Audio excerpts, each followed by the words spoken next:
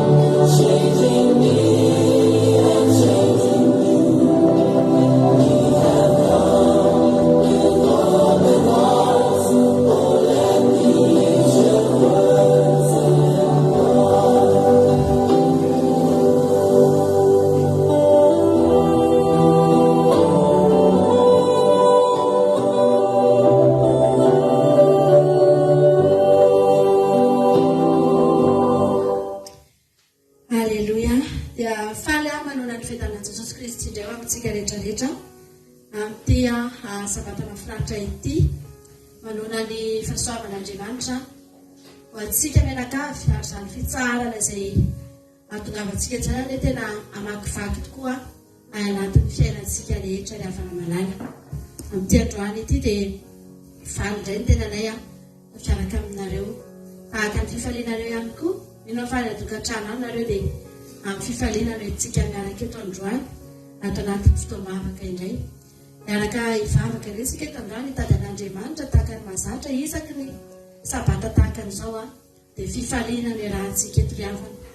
Ary raha orory ihany ianao tamin'ny herinandro iny na nalahelo tamin'ny herinandro na nisy zavatra mety nandona ny fonao dia aza matahotra ianao fa tonga eto amin'ny toeram-pifaliana ianao androany. Tsy ahita sakafo eto ianao kory, tsisy kovaila mivelatra eo alohanao eo na sakafo be na ampitoloha, fa izay kosa nefa samy teny aminao fa hifanena amin'ny fifaliana ianao raha tonga eto.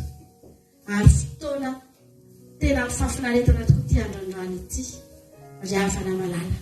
Ny fotoam-bavaka anankiray rehefa misy fanatrehan'Andriamanitra ny havana dia ny zavatra azonao eo tsy zavatra hoentinao mandritry ny 2 andro sy ny 2 andro, fa ny zavatra azonao eo dia hoentinao mandrakizay.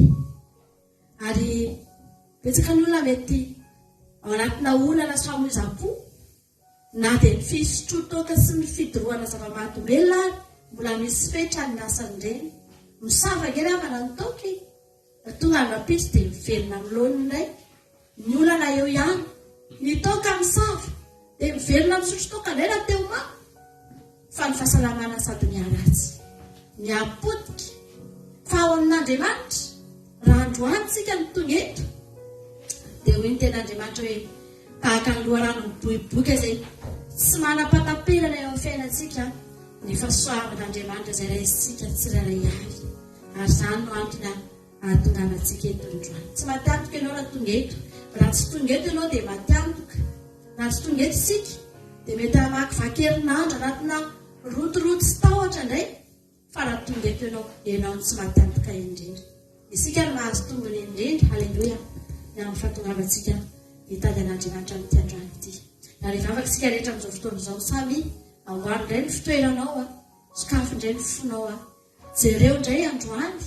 Hatramin'izay ianao nitodika teny amin'izao tontolo izao teny ny masonao.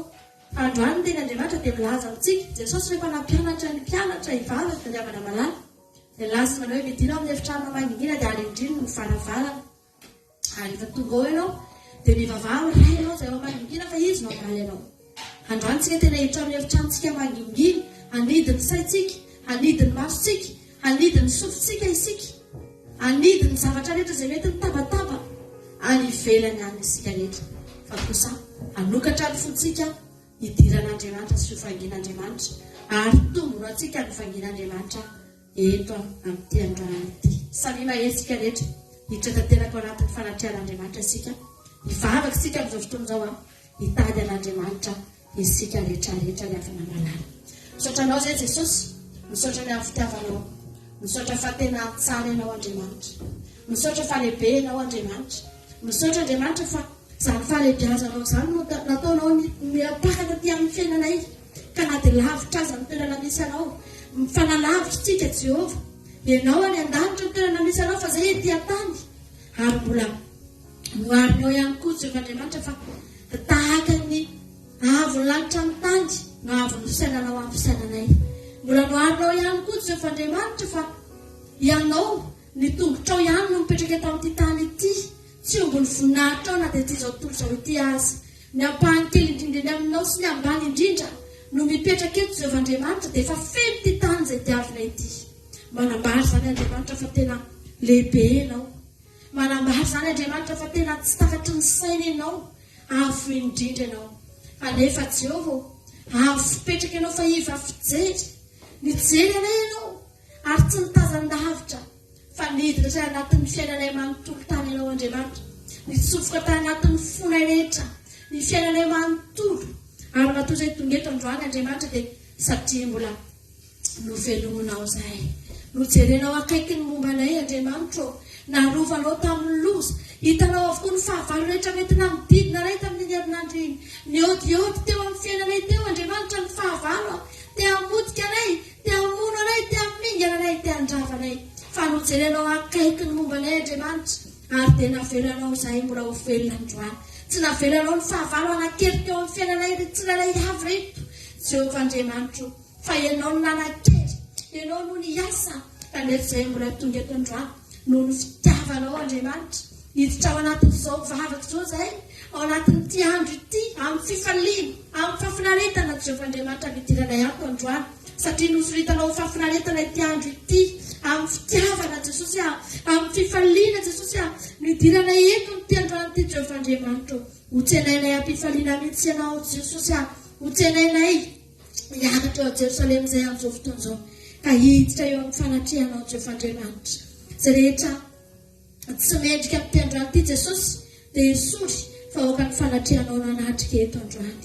Jehova Andriamanitra, manasanao izahay, manasanao izahay hamakivaky anatin'ny toerana rehetra izay mandrea an'izao fandaharana izao. Niza Jesosy mandrea amin'ity fandaharana ity dia ianao any hamangy ny isan-tokantrano, hamangy ny samban-tanin'olona aromarianao manokana indray Jesosy fa nanatrika teo ianao, anamarika manokana n'ity andro ity ianao Jesosy. Izy zavatra ho tsapan'ny olona izay tonga eto androany, eny na dia mety nandalo fotsiny natongavany teto, mety voasambana izy vao tonga eto, fa ianao nanamarika an'izany amin'ny ratsan-tananao mahery Jesosy manala. Misaotra indrindra anao izay, mankasitraka Jehova Andriamanitra. Haleluia. Ao ravana malala ataontsika ity ity androany, ataontsika amin'ny fifaliana mihitsy hitsenatika izany amin'ny Peluna,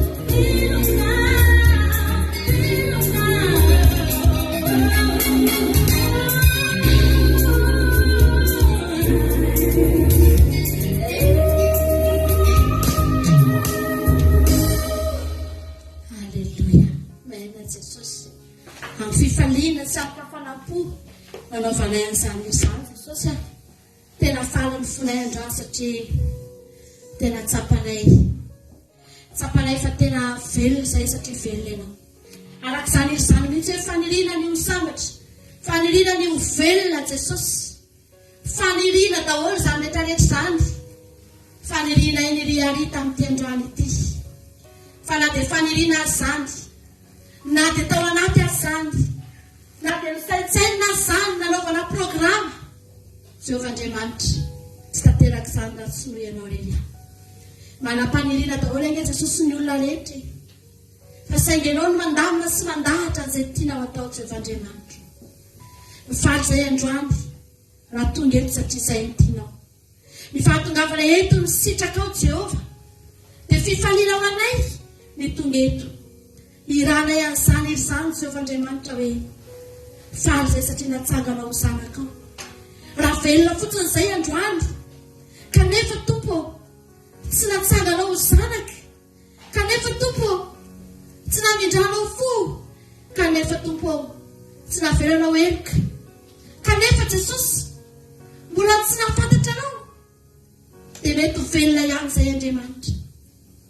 Fa velona tsy misy ninina akory aza ny fiainanay.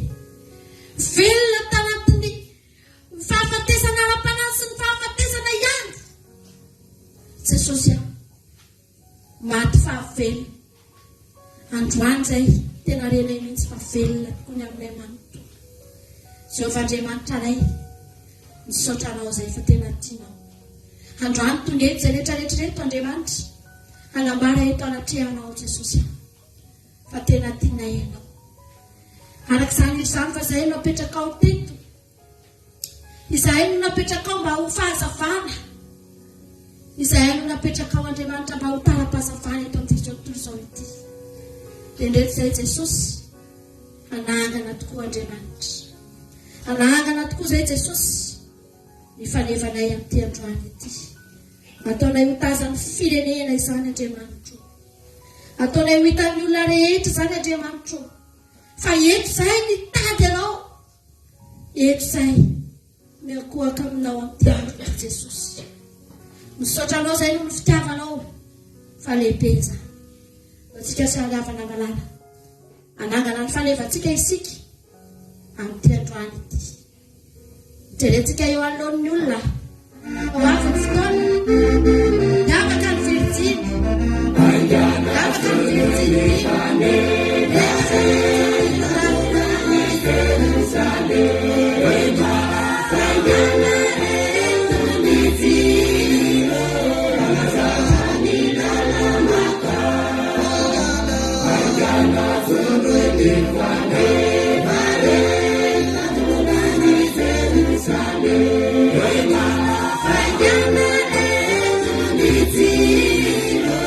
Anazamani la maka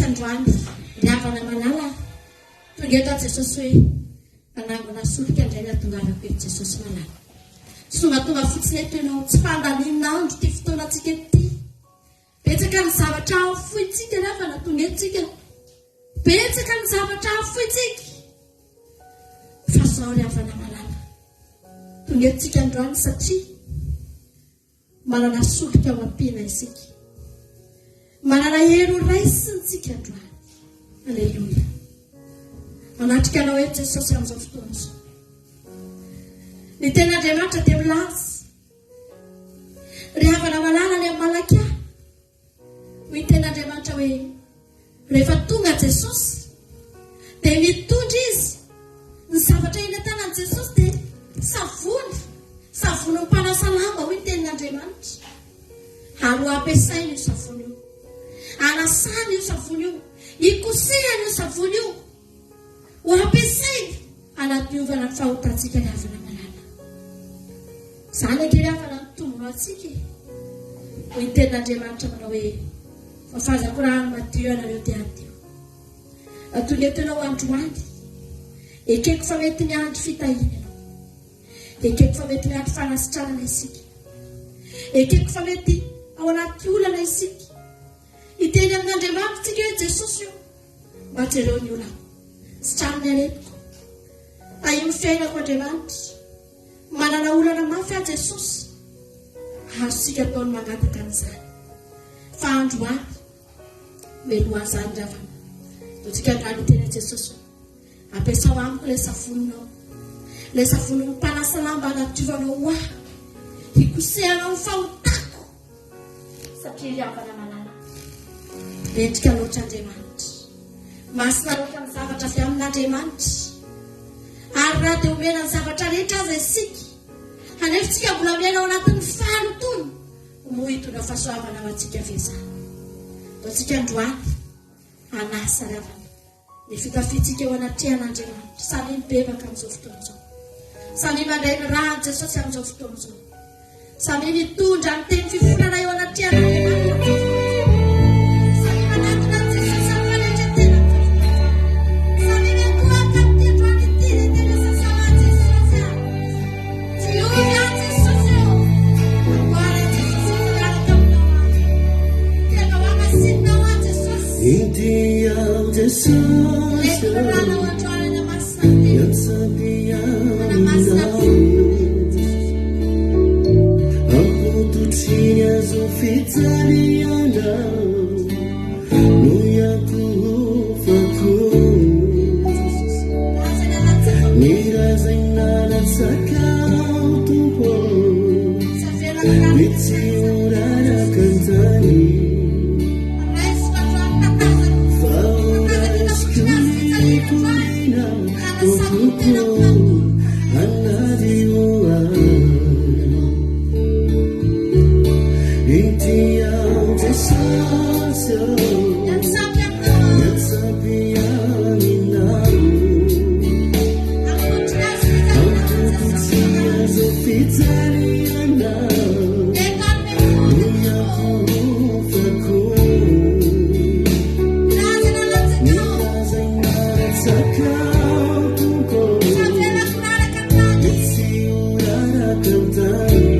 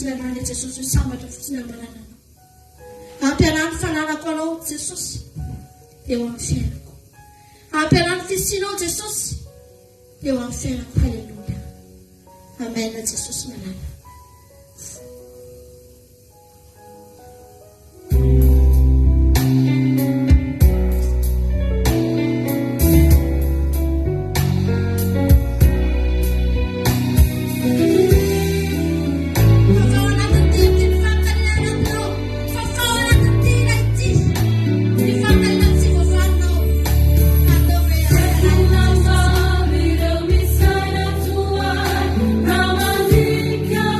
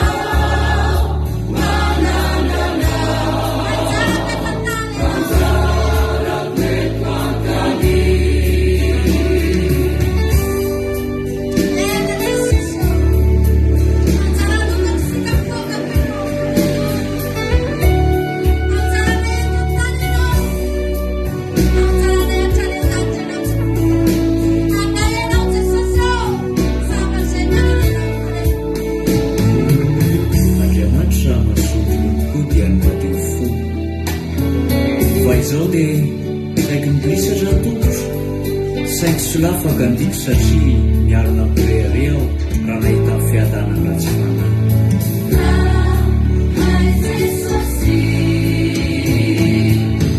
Iza no hay ny andanitra ary tsy misy ety ambony tany reto taranao.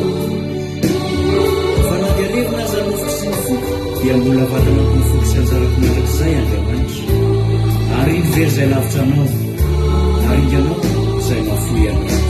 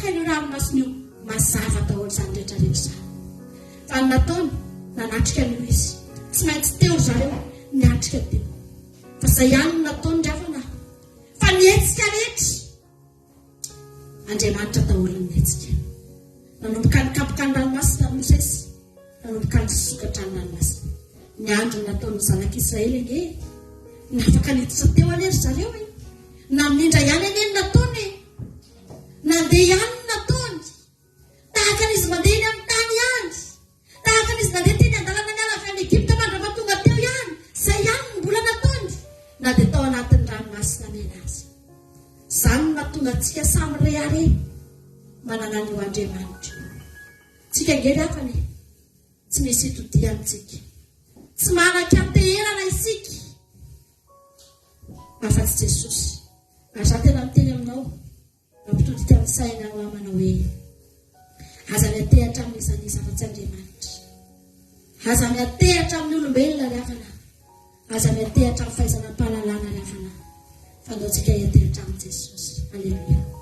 Raha manana olana ianao mananjavatra ianao antrano Jesosy, izandray moa mba hiatehatra aminao fotsy ianao Jesosy, izandray moa ianao age Jesosy, ianao miatehatra Jesosy.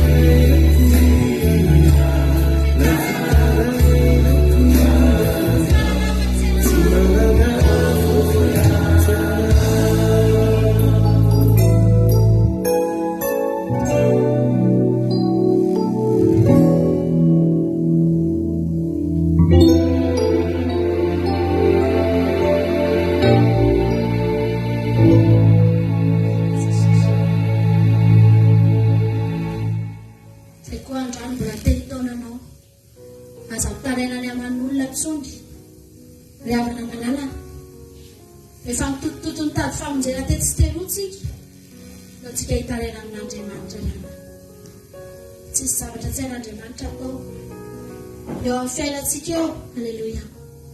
Inona ny zavatra tsy hain'Andriamanitra? Na mahita zavatra efa tsy hain'Andriamanitra ianao dia afaka misalasalany amin'i Jesosy fa Andriamanitra io havana manana sady tsy mafoy io tsy manary no manao zava-mahagaga io, sady mamonjy io no manome ary tsy mba manome tapany fa hoy ny ten'Andriamanitra manao hoe izay tahinao Jehovah dia voatao mandrakizay. Misy fotoana mety mandalo mpitotoana eny an-dalana eny fa ny ten'Andriamanitra efa votsitra ao antsika fa izay tahinao Jehovah dia voatao mandrakizay. Ka ninona zavatra mety mitranga eto ry havana efa azonao ny teny fikasana. Atao izay azahoana ny teny fikasana mba ho tanteraka eo amin'ny fiainantsika tsirairay avy. Fa Andriamanitra tsy manary ary tsy mbola nanary ary tsy hanary n'izany izy, tsy hanary n'izany izy izay miankina amin'izy. Ry havana manana, ny olombelona no mety manary. Betsaka ny olombelona amin'izao fotoana izao efa manary zanaka eny an-jorodira, manary zanaka eny amin'ny toerana maro samihafa, mandevombelona ny zanany. Olombelona no mahavita amin'izany fa Andriamanitra ry havana tsy mahavita amin'izany na ovinanao fina. Tsy manary ianao Jesosy samy maheritsika rehetra.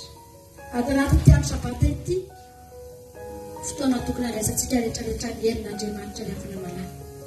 Ilayntsika izany ianao Jesosy, izay miaraka aminao Jesosy dia mahery.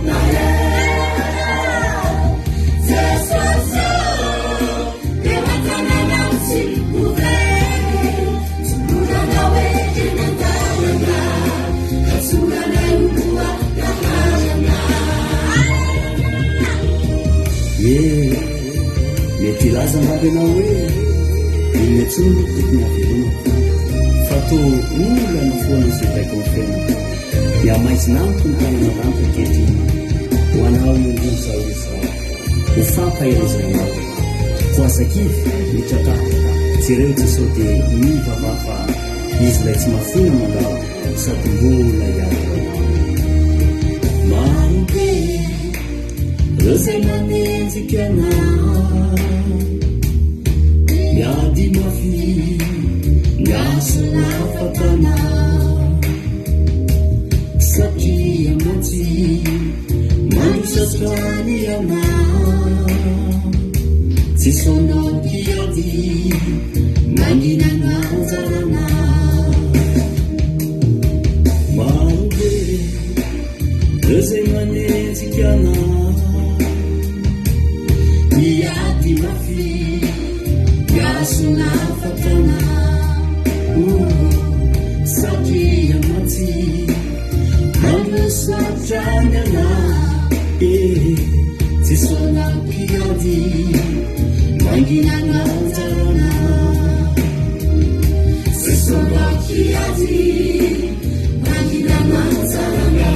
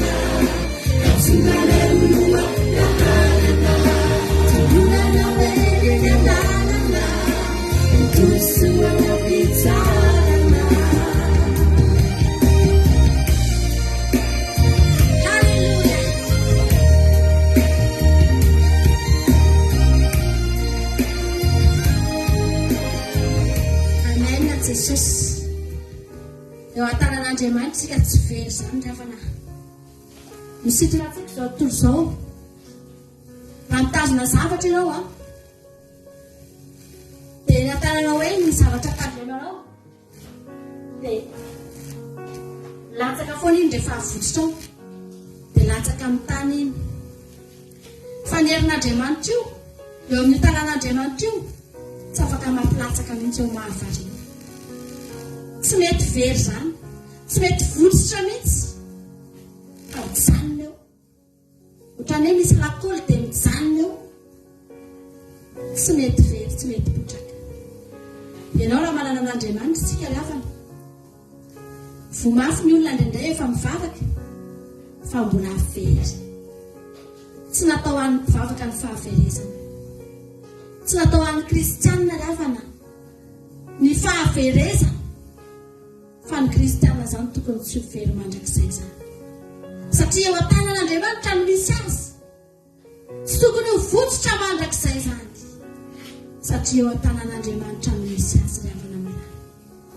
dia atsika inga Andriamanitra izy mitazona anao io nge tianao e izy mitazona atsika io nge tsy hoe tsy fitiavana rafana fa tsy tia no votsitra eo am-pelantanantsika satria tiantsika tahaka ny zavatra sarobidy anankiray ao aminao ao misy zavatra tena tsy foinao tsy tianao ihany eo aminao satria tianao misy taona indray mpianakaviana rehefa anambady ny zanany dia mitomany mafy malahelo satria tsy foinao isanaka dia tsy efa maninona ary nareo no mitomany avelao izy andeha fa malahelo satria tiany betsaka ny olona tsy teo fehezin'Andriamanitra riavana malala satria ozy olo hoe masika Andriamanitra fa Andriamanitra tena tia antsika ravana tsy tia niany antsika satria tiany dia tsy androany teny hoe Jesosy io fikiro mafy aho fikiro eo an-tananao aho fa fantatro ny fahaverezako sy ny fahapotrahako raha latsaka eo a Jesosy fa fantatro ve ravana ny zavatra mitady antsika avy eto amanina atsika ny latsaka tafiala eo amin'izany tanan'Andriamanitra zany dia miandry atsika ny fianjerana miandry atsika ny faharaniana maivaivay miandry atsika ny fahampitehana ravana andro atsika androany angataka amin'Andriamanitra mba ho pasomin'Andriamanitra tsika rehetra rehetra aoko tsika ho fikirin'Andriamanitra hatramin'ny farany aoko tsika ho fikirin'Andriamanitra hatramin'ny farany tsy ala eo aminao filovana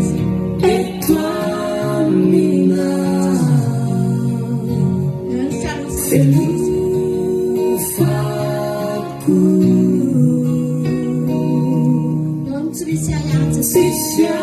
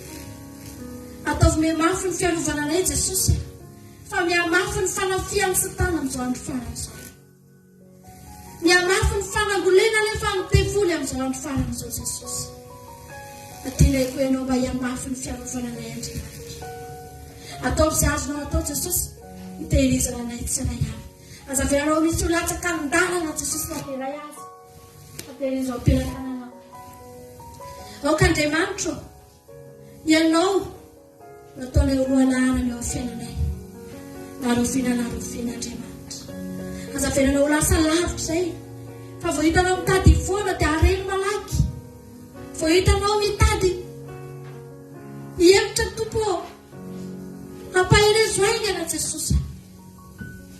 Aza velanao Andriamanitra, aza velanao kivy eto amin'ny fiainana izao. Ampaherezo mandrakariva na dia mandalo aza ny zavatra maro izay mahakivy Jesosy, atao fitsalona efa mandalo ny rehetrareny. Mbola ho avy ny maharitra mandrakizay, mbola ho avy Jesosy io ny maharitra mandrakizay Jesosy. Dia ry izao am-pelam-tananao izay tsirairay avy, asoa amin'ny sandronao mahery, toana ny fitiavanao, aza velanao latsaka ny lalana, fa milanao izay Andriamanitra, milanao izay Jesosy. Ianao nge mahalala e, fa tena ilaina ianao, ary very izay raha tsy manana anao, very izay raha misaraka aminao, fa mila miarika eo ambany elatrao izay Jesosy. Mila miarika eo ambany elatrao isanandro izay, mba tsy ho lena amin'ity izao tontolo izao ity. Haleloia.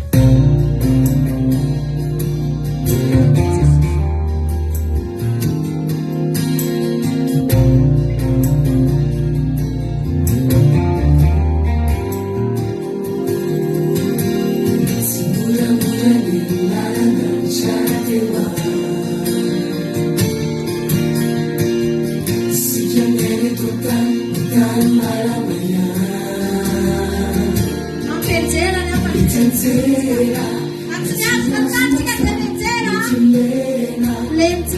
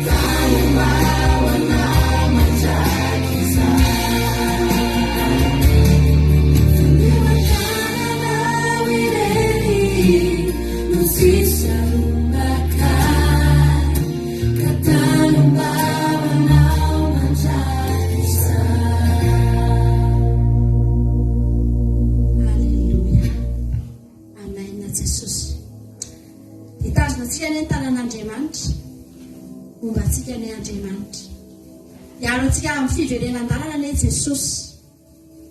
Ny fiverenan-dalana no angatahantsika mba hoarovan'Andriamanitra amin'izany tsika. Fa rehefa tsy tafavelon-dalana tsika, rehefa tsy mangatsiky dia azo antoka ry havana, azo antoka. Fa tsy hanarantsika koa Andriamanitra narovinana rovina. Tianao Jesosy, ianao fa andray hery ianao tao anatin'izay fotoana izay nankofa antsika teto izay androany. Haleluia. Dia ny ten'Andriamanitra tsika rehefa aveo fandaontsika hisaotra an'Andriamanitra amin'izao fotoana izao. Hisaotra an'Andriamanitra isika na dia ny amin'izany fotoana izay nahafahantsika ny fampahery teto androany izany azy. Dia hisaotra an'Andriamanitra fa misy olona any te handre tenin'ny fampaherezana fa tsy afaka mandre amin'izany. Tsy afaka mandre amin'izany fa ianao tonga teto androany. Mety misy koa ala tonga eto tsy mila n'izany akory. Mety misy olona tonga eto tsy mila teny fampaherezana izany akory izy satria tsy mandalo ady. Tsy misy olana ny fiainany, tsy marary izy. Fa nandre amin'izany ihany. Manana tombony ianao. Dia hisaotra an'Andriamanitra isika. Fa na dia tsy nilainao aza dia nomenanao. Misy olona ny tena mitady tsy mahita fa isika rehefa vokisan'Andriamanitra tsoka matary ny fiainantsika, ny fiainam-panahintsika rehetrarehetra. Misaotranao izay Jehovah Andriamanitra. Misaotra Jesosy ny amin'ny fitiavanao. Misaotra ny amin'ny fotoana izay tanteraka teto androany Andriamanitra. Fa tsapanay tokoa Jesosy, fa teto ianao. Tsapanay ny fanatrehanao, tsapanay ny herinao, tsapanay Andriamanitra ny famanginao. Ary tena renay tamin'ity androany ity fa nisy herinidina tany anatin'ny tany.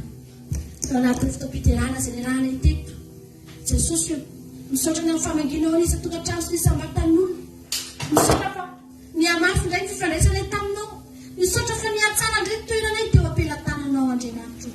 Raha nisy olona teto mety efa saika niozongozona, efa saika nianjera tompo tamin'ny alalan'ity fotoana afaka ity dia tafaverina indray eo amin'ilay tananao mahery. Ankehitriny Andriamanitra, petrakay aminao ny toy ny fotoana rehetra eto, ho voninahitra any izay rehetra ataonay eto Andriamanitra. Ianao no eto anivinay hanjaka amin'ny fotoana rehetra Jesosy. Manao rery amin'ny voninahitra ny tena nihaja ny saotra hatramin'ny tany indrindra ka ho mandrika izay atolotra ianao izany. Fa ianao no mendrika an'izany. Haleluia. Saotra Jesosy. Amen. Ila anankiray farana faherezako antsika rehetra izay mety mandalo ady dia andao ataontsika tsirotia hidirantsika.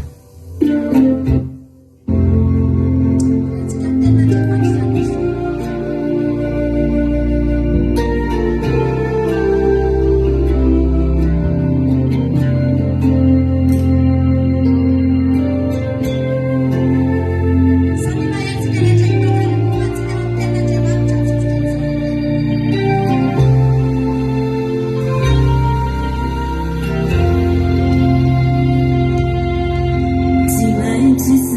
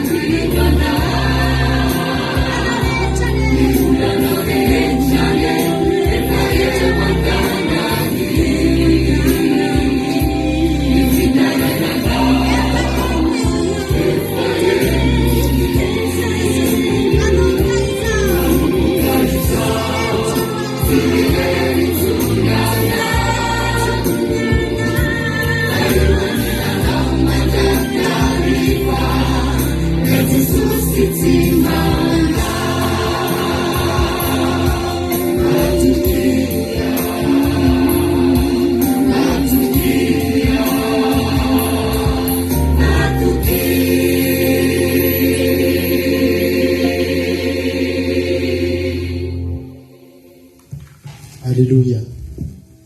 Misaotra an'Andriamanitra tsika amin'izany izy zany a. Misaotra an'Andriamanitra amin'ny fotoam-bavaka ho averintsika izay izy zay rehefa avy eo alohan'ny toloteny dia averintsika izay izy zay satria ilaina tokoa tsika mifampihery a. Dia averintsika izay izy zay rehefa mandaloantsika hivavaka hivavakantsika ho an'ny tenin'Andriamanitra. Naiza naiza toerana misy anao dia andreo ny lohanao amin'izao fotoana izao. Dia ataontsika hivavaka metraka izao fotoana izao am-piran-tanan'Andriamanitra.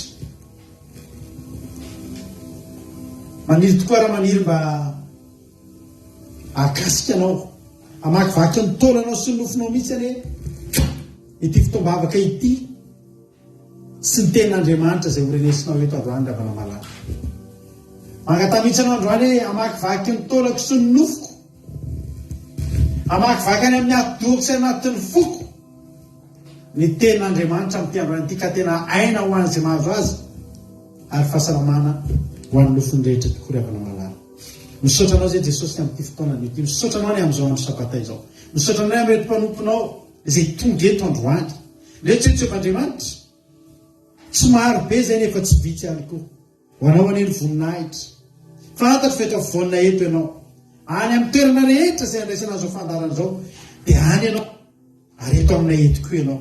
Misaotra ny amin'ny retom-panomponao avy amin'ny firenena maro izay tonga eto miara-mikohaka aminay eo anatrehanao amin'izao andro sabata izao Jehovandriamanitra, fa tsy takatry ny saina tokoa ny falebiazanao amin'ny alalan'ny telefona, amin'ny alalan'ny connexion.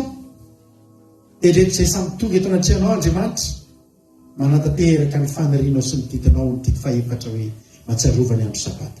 Rehetra izay Jehovandriamanitra tsy atsiaro fotsiny fa tonga hikohaka, tonga hanome voninahitra anao, tonga hiandrandra anao, tonga hitaraina eto anatrehanao, anipotsaboninahitra tamin'ireo fahasoavana sy fahombiazana izay azonay ary hitady hery hanovo hery ao aminao ihany koa Jehovandriamanitra. Anatrehan'izao fotoana izao ianao araka sio ny lelako oka tena hoe ianao neraka ny firenena-masina metraka ny teny ao am-bavako ka ny teny rehetra izay loka ny vavako androany dia hosorana amin'ny rahanao Jesosy Kristy tompony sabata ka ho taka ny sabatra aloha lely hitsatoka anatin'ny fony tsirairay avy amin'ny anaranao Jesosy. Isaky ny fehezan-teny sy ny litera iray dia tsy tsahatra mikasika ny fony tsiray avy, tsy andratra fa hanasitrana, tsy akarary fa hanasitrana ary tena hoe hoerina anay dia hitraka izay mitanondrika dia ho sitrana izay marary dia ho voky izay olona ho afaka etaeta izay karakaina. Anaran'i Jesosy Kristy tompony sabata mangatahako izany vavaka izany a. Halleluia, amen. Leo vesika lehina teo a dia hitsabirana amin'ny tenin'Andriamanitra isika rehetrarehetra. Halleluia. Maheresy ianao, maheresy tianao Jesosy.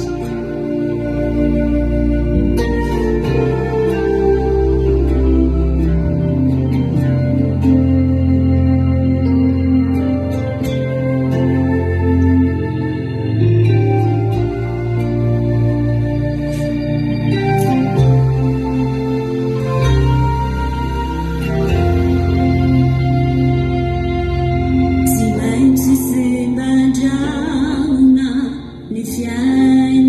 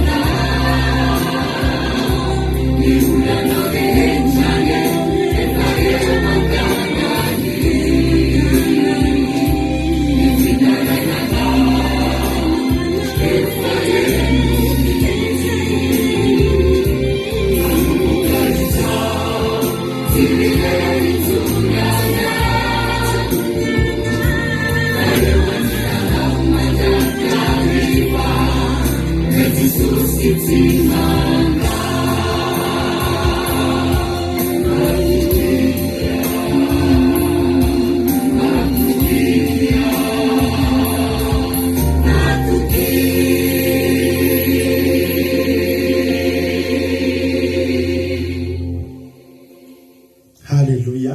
Dia matoki ozy izy le hira dia matoki. Samiranao rery Andriamanitra ary za lavana androany ty ampahery antsika. Ifampahery kely tsika androany. Halleluia. Ifampahery tsika androany satria nandray tokoa ohatry mahatsapa hoe kamboty any tsika ohatry ny hoe tsisy mikarakara, tsisy miafy anantsika, ohatry ny sahirantsika, ohatry ny anaty fahasahiranantsika.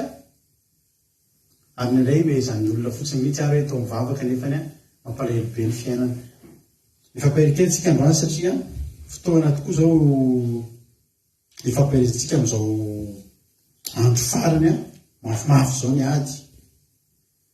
Dia tentery aminao androany hoe misy ten'Andriamanitra miteny hoe zanako sy asan'ny tanako ka ho adidiko ihany, ary tsy izay ihany. Fa betsaka ny tenin'Andriamanitra manome toky atsika, fa raha mbola Andriamanitra koa ny raha itsika dia tsisy tokony hatahorantsika.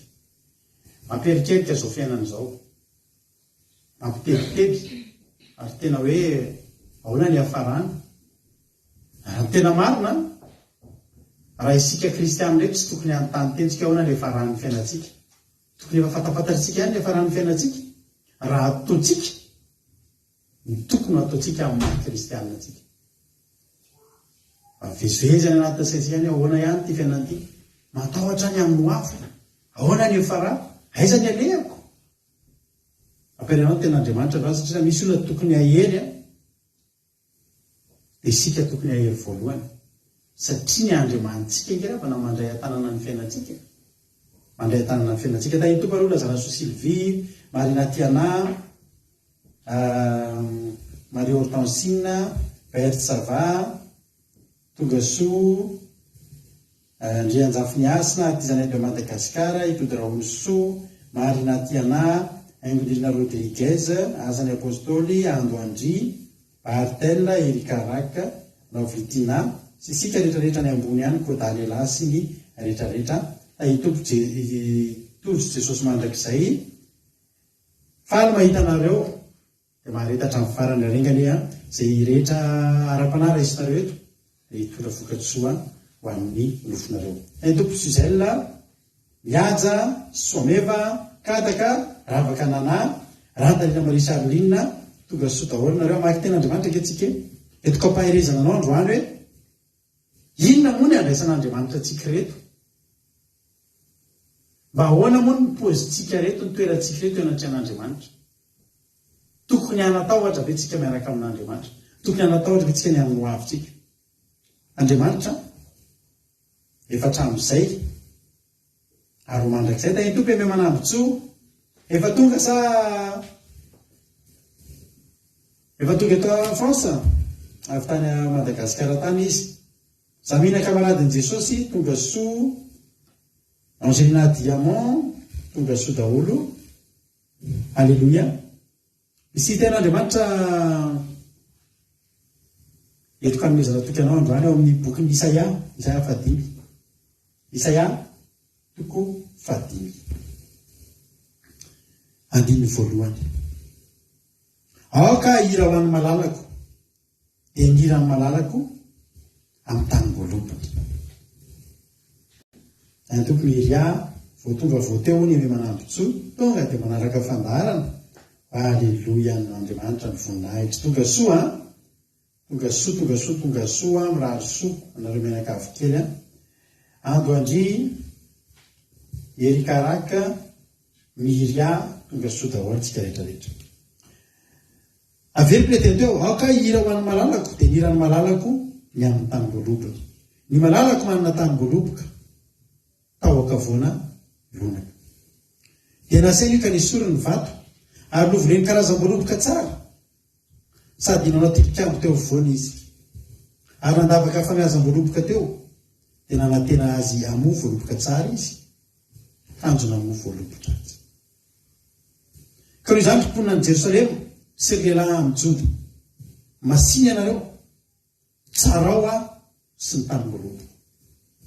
Inona moa no mbola azoko natao tamin'ny tany voaloboko ka tsy efa nataoko taminy? Koraha nanantena azy amo voatsara, voaloboka tsara, nahoana izy no namo voaloboka azy.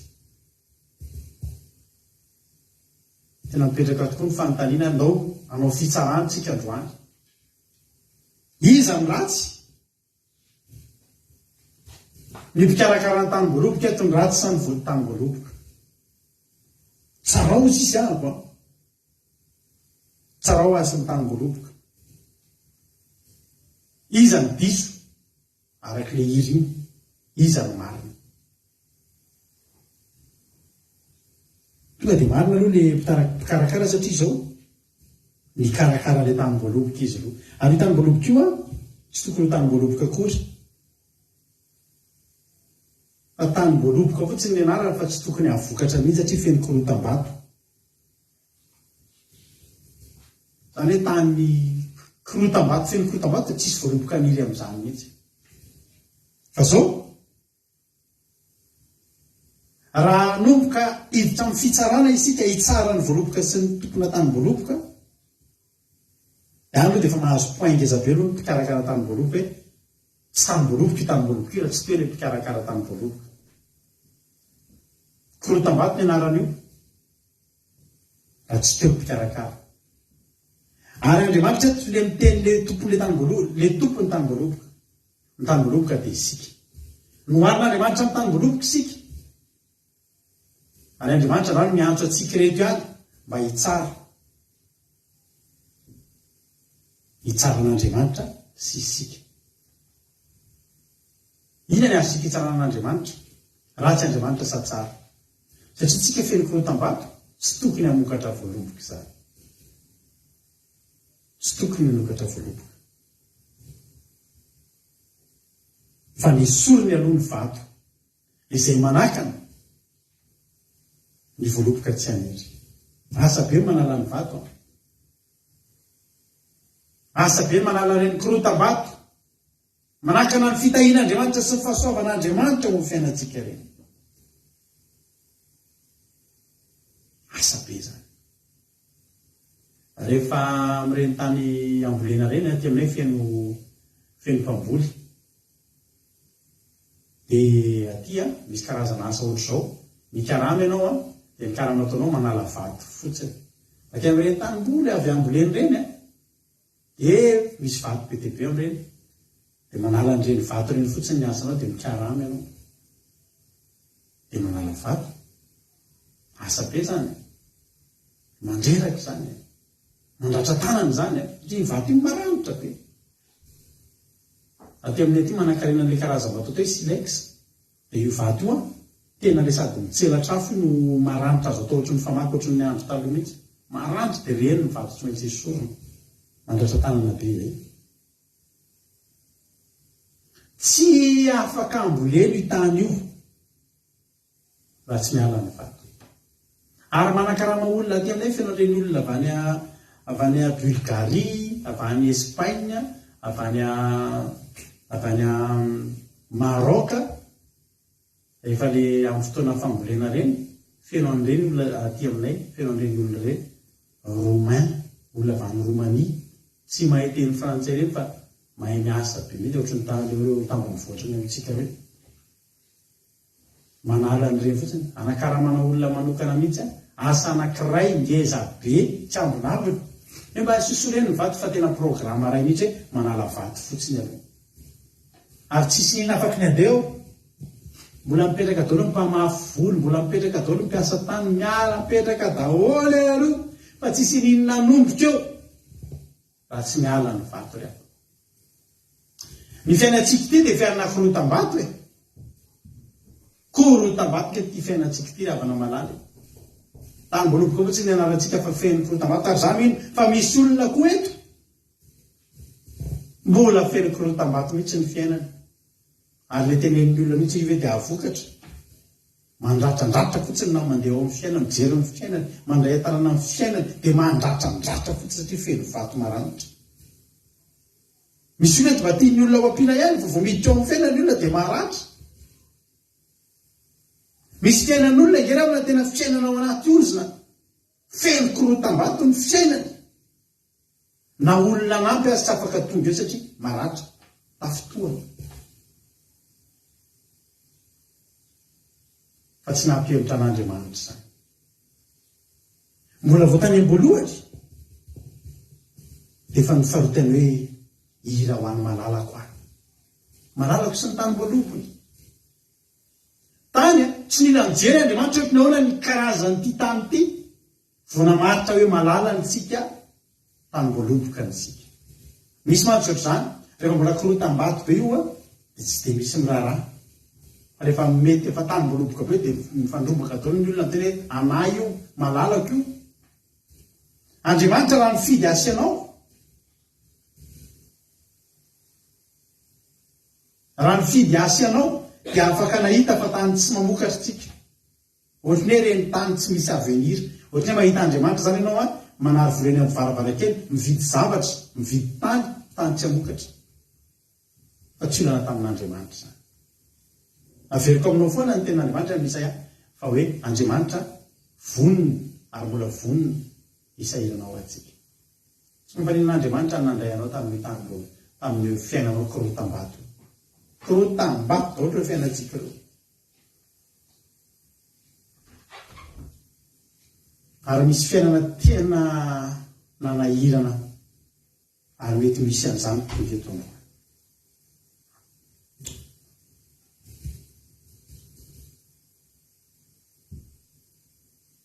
Fanasian'Andriamanitra ilay solona ny korotam-bato. Rehefa avy nikarakarainy dia novoleny karazam-boaloboka tsara amin'izay ny fiainantsika. Alleloia. Dia nametrahany fanahy ny fiainantsika. Nametrahany fanahy ny tao anatintsika dia nanomboka namokatra tsika. Alleloia. Fanahin'Andriamanitra mirotsaka ao amintsika iny ahafahantsika manao zavatra, manomboka mamokatra zavatra tsara io ravany. Talohantsika mpanao ratsy satria fanahy ratsy ny tao anatintsika. Ankehitriny efa manomboka mpanao tsara, manomboka mety tsara ny zavatra atao, manomboka ambinina ny zavatra ataontsika satria midina ny fanahin'Andriamanitra. Dia novoleny karazam-boaloboka tsara ary nanao tilikambo izy teo afovoany ary nandavaka fa miazam-boaloboka teo izy. Ary karakarainy nataony mihitsy ny asa rehetrarehetra ary tonga io tamin'ny voaloboka io tamin'ny voaloboka manara-penitra. Alleloia. Tsy avaka ny tamin'ny voaloboka hafandry fa misy hatramin'ny famiazam-boaloboka. Ary eo am-pikarakarana izy dia manana fisainana, manana faniriana. Tsy misy olona mihitsy misahirana amboatra zavatra anankiray. Tsy misy olona mihitsy misahirana hanatsara zavatra anankiray ka tsy handana zavatra tsara no teo aloha. Hoe misy zavatra amboarinao zany kolokoloanao zany io zany dia ho atsaraiko ity. Dia izay fotsiny dia efa mieritreritra ianao fa ahita zavatra tsara noho izay. Fa tsy hoe eritreritra ahita zavatra ratsy noho izay ianao. Izany ny programan'Andriamanitra tamintsika. Laisina tanana ny fiainantsika ratsy. Dia nananteny izy fa mba ho tsara. dia hamokatra tsara.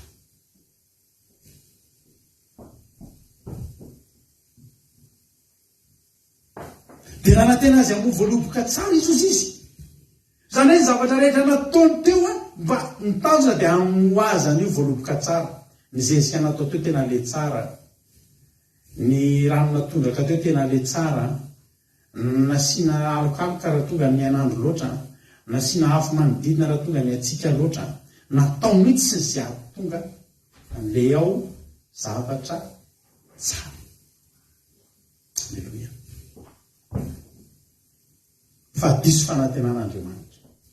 Diso fanantenana ny tompona tanim-bolobo. Nanantena azy ambo voaloboka tsara izy nefa kanjona ambo voalobo-dratsy. Eo amin'izay ny tonga ny fitsarany olona fitezanareo mihitsy tsy nety hitareo misy an'le olana nitranga eto Francis zao. Resabe mihitsy le zazalahy kely le misy ny tifitra 7 taona nisy ny tifitra iny. Karazana hevitra maro ny famaofao. Fitezan'le reny mihitsy tsy nety. Tsara kosa nataon'ny polisy. Karazana zavatra be dia be. Rehefa mba tafita ny zanatsika, mba misy ny zavatra tsara atao, dia any ambavany io ny azo ny vaniko lakana, dia ny tany rano iny ny tsara. Ny tsara izay nataon'le ray aman-dreny. Fa rehefa ratsy ny zavatra mivoaka eo, mitafienatra ny ray aman-dreny. Tsy mahay mitaiza. Ny toetran'izy menakavo. Toetran'ny ray aman-dreny any mifindra aminazy io sisa. Fa Andriamanitra tsy manaiky an'izay. Andriamanitra androany tena mitady. Hoy izay Andriamanitra sy fitsarana androany. Andiny ny fabaro. Afadelo. Koa amin'izany mponina ny Jerosalema sy ny lehilahy ny Joda, masina anareo tsarao ariko sy ny tany voaloboka. Zavy ny diso. Inona moa izy Andriamanitra ny andiny faefatra ny mbola azoko natao tamin'ny tany voaloboko ka tsy efa nataoko taminy. Dikan'izany hoe inona moa no mbola azo natao? Zany hoe izay tokony natao rehetrarehetra ary mbola mihoatra amin'izay tokony natao tena nataony ho amin'ny tany voaloboko io. Zany hoe raha mbola misy koa zavatra azo atao, raha mbola misy koa zavatra tsara azo atao mba vokaran'ilay voaloboka tsara, dia natao ninona na inona nandehanana hitady zezika any am-parany tany azy. Misy ny teny tena azona voaloboka tsara dia misy zezika any Kanada. Ianao rehefa any Madagasikara lasa mihitsy anao makany Kanada maka zezika. Satria zao hoy izy ianao hoe ninona azoko atao dia ataoko. Fa za mila voaloboka tsara. Inona moa izy no mbola azo natao tamin'ny tany voaloboko ka tsy efa nataoko zany? Korana ny tena azy amovo voaloboka tsara na hoana ary izy namovo voaloboka-dratsy. Ny zavatra rehetra nataoko teo izy ao anatin'ny autisme mihitsy izay zavatra rehetra vidiny, misy baoritra ohatra, zezika, dia ao anatin'ny iny tonga dia misy hoe nivokatra azo amin'ity voaloboka tsara. Mijery any anaty forme rehetrarehetra antsika mba hananana zavatra tsara. Inona ny hevitra mba hatsara an'ity? Natao daholo. Ny dikan'izany tsy tokony misy zavatra ratsy hivoaka eo. Fa ny zavatra nampalahelo voaloboka-dratsy no nivoaka teo. Nalahelo ny tompona tany voaloboka, nalahelo Andriamanitra. Ary na dia niteny azy Andriamanitra hoe tsy mba olombelona ka hanenina, dia raha vakitsika ty toy an'ny teny ity, dia hita hoe nisy fanenenana nataon'Andriamanitra. Nanenina ozy Andriamanitra tany amin'ny andro Noa, nanao an'ireto olona ireto. Nanenina. Ito koa Andriamanitra nanenina. Andiny vadiko noho izany. Dia aoka ambarako anareo izay ataoko amin'ny tany voaloboka. Nambarany aloha izay nataony tamin'ny tany voaloboka. Ny zavatra tsara izay nataony tamin'ny tany voaloboka. Fa zao ndray ambarany izay zavatra ho ataony amin'ny tany voaloboka tsy nety ny tsara. Mampatahotra. Noho izany dia aoka ambarako aminareo izay ataoko amin'ny tany voaloboka. Esoriko ny fefitsilony ka dia ho levonina izy. Arodako ny fefivatony ka dia vohitsakitsaka izy. Ary ataoko sipa dia sipa izy. Tsy hoetezana ny sakely voaloboka ary tsy hoevoana izy. Fa ho rahako sy ny hery sy ny tsilo. Ary hodidiko ny rahona tsy hampalatsaka ranorana aminy. Mila orana ny voaloboka. Fa ny taranak'Israely no tany voaloboka Jehovah tompony maro. Ary ny lehilahy amin'ny Joda no volotiny. Dia manantena fitsarana maro nisy kanjo fatanjahan-draha. Ny andro fahamarina izy kanjon-droa fitaraina. manaitra antsika ny ten'Andriamanitra androany. Tena tiantsika io Andriamanitra io apany.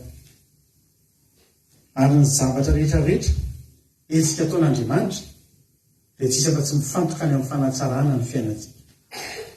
Ny zavatra rehetra ataon'Andriamanitra na dia mbola io lalàna napetraka Andriamanitra io azy ampirindra fiarahamonina ampatsara ny fiainantsika. Jereo tsara ny amaky ten'Andriamanitra lavalavitsika ao amin'ny boky ny Nehemia. Andriamanitra ravana dia manam-paniriana ny ampatavy atsika, ny ahabotrabotra atsika, ny ampatsara-tarehy atsika, ny ampametimety ny fiainantsika. Alleluia. Rehetratsika ny boky Nehemia. Nehemia 7 lavalava andiny fa 3 ka 7 vakiko daholo. Nehemia 7 andiny fa 3. Amin'anaran'i Jesosy ary nidina teo ambonin'ny tendrombohitra Sinay ianao dia niteny tamin'ny tany an-danitra ka nanome azy fitsipika mahitsy sy lalàna marina ary fomba sy didy tsara. Lalàna izay nomen'Andriamanitra ireo ny didy izay nataon'Andriamanitra ireo dia fitsipika mahitsy, lalàna marina ary fomba sy didy tsara, zavatra tsara. Tokony hatsara ny fiainantsika, sy tokony ho lavintsika, sy tokony ataontsika tsinotsinona fa zavatra tsara ireo. Hoy tena Andriamanitra dia 7 ary nampalala azy ny sabatanao masina ianao ary Mosesy mpanomponao nampilazainao didy sy fomba ary lalàna taminy. Alleluia. Amen. Anisan'ny voateny ao ny sabata masina sy tsara ngrava ny ty andro anankiray andalovantsika ty. Anao izay mbola tsy mahalala hoe tena sena tratran'izao andro sabotsy zao ny andro any atao andro sabata ary tsy sabata fotsiny fa sabata mahazin'Andriamanitra. Miravanao ary mahatonga eto anao miara-mitsahatra aminay. Alleluia. Fa soavan'Andriamanitra ny hanomeno anao sy ny hanompoana anao. Ary nampalalaza ny sabatanao masina ianao ary Mosesy mpanomponao nampilazainao didy sy fomba ary lalàna taminy. Ary mofo avy tany an-danitra no nomenao azy raha noana izy. Jereo tsara amin'izay fikarakaran'Andriamanitra nomeny didy sy lalàna aloha, nomeny sabata fahana mitsahatra. Mofo avy any an-danitra mihitsy sy nomena azy raha noana izy. Ary rano avy tamin'ny vatolampy navoakanao sy trondry raha nangetarita izy. Zany hoe mofo avy any an-danitra zany tena zava-masina. Rano avy amin'ny vatolampy zany tsy ohatry ny rano mandalo io mety nisy nanasa lamba tany ambony tany mety tsy fantatry. Fa rano mivoaka amin'ny vatolampy zany tena rano tena pura, mbola tsy nisy ny sotro, mbola tsy nisy ny tavatavana. No nomen'Andriamanitra ny zanak'Israely. Na dia rano sotrony aza dia rano mbola tsy misy fa rano vao niforona ho azy. Tsy rano avy any amin'ny Egyptianina any, avy any amin'ny tany Egyptianina nikorina dia iny nisotrony. Efa sisan'ny Egyptianina tsy zany fa nanomanan'Andriamanitra rano vaovao. Alleluia. Ho azy. Zany fitiavan'Andriamanitra azy ianao.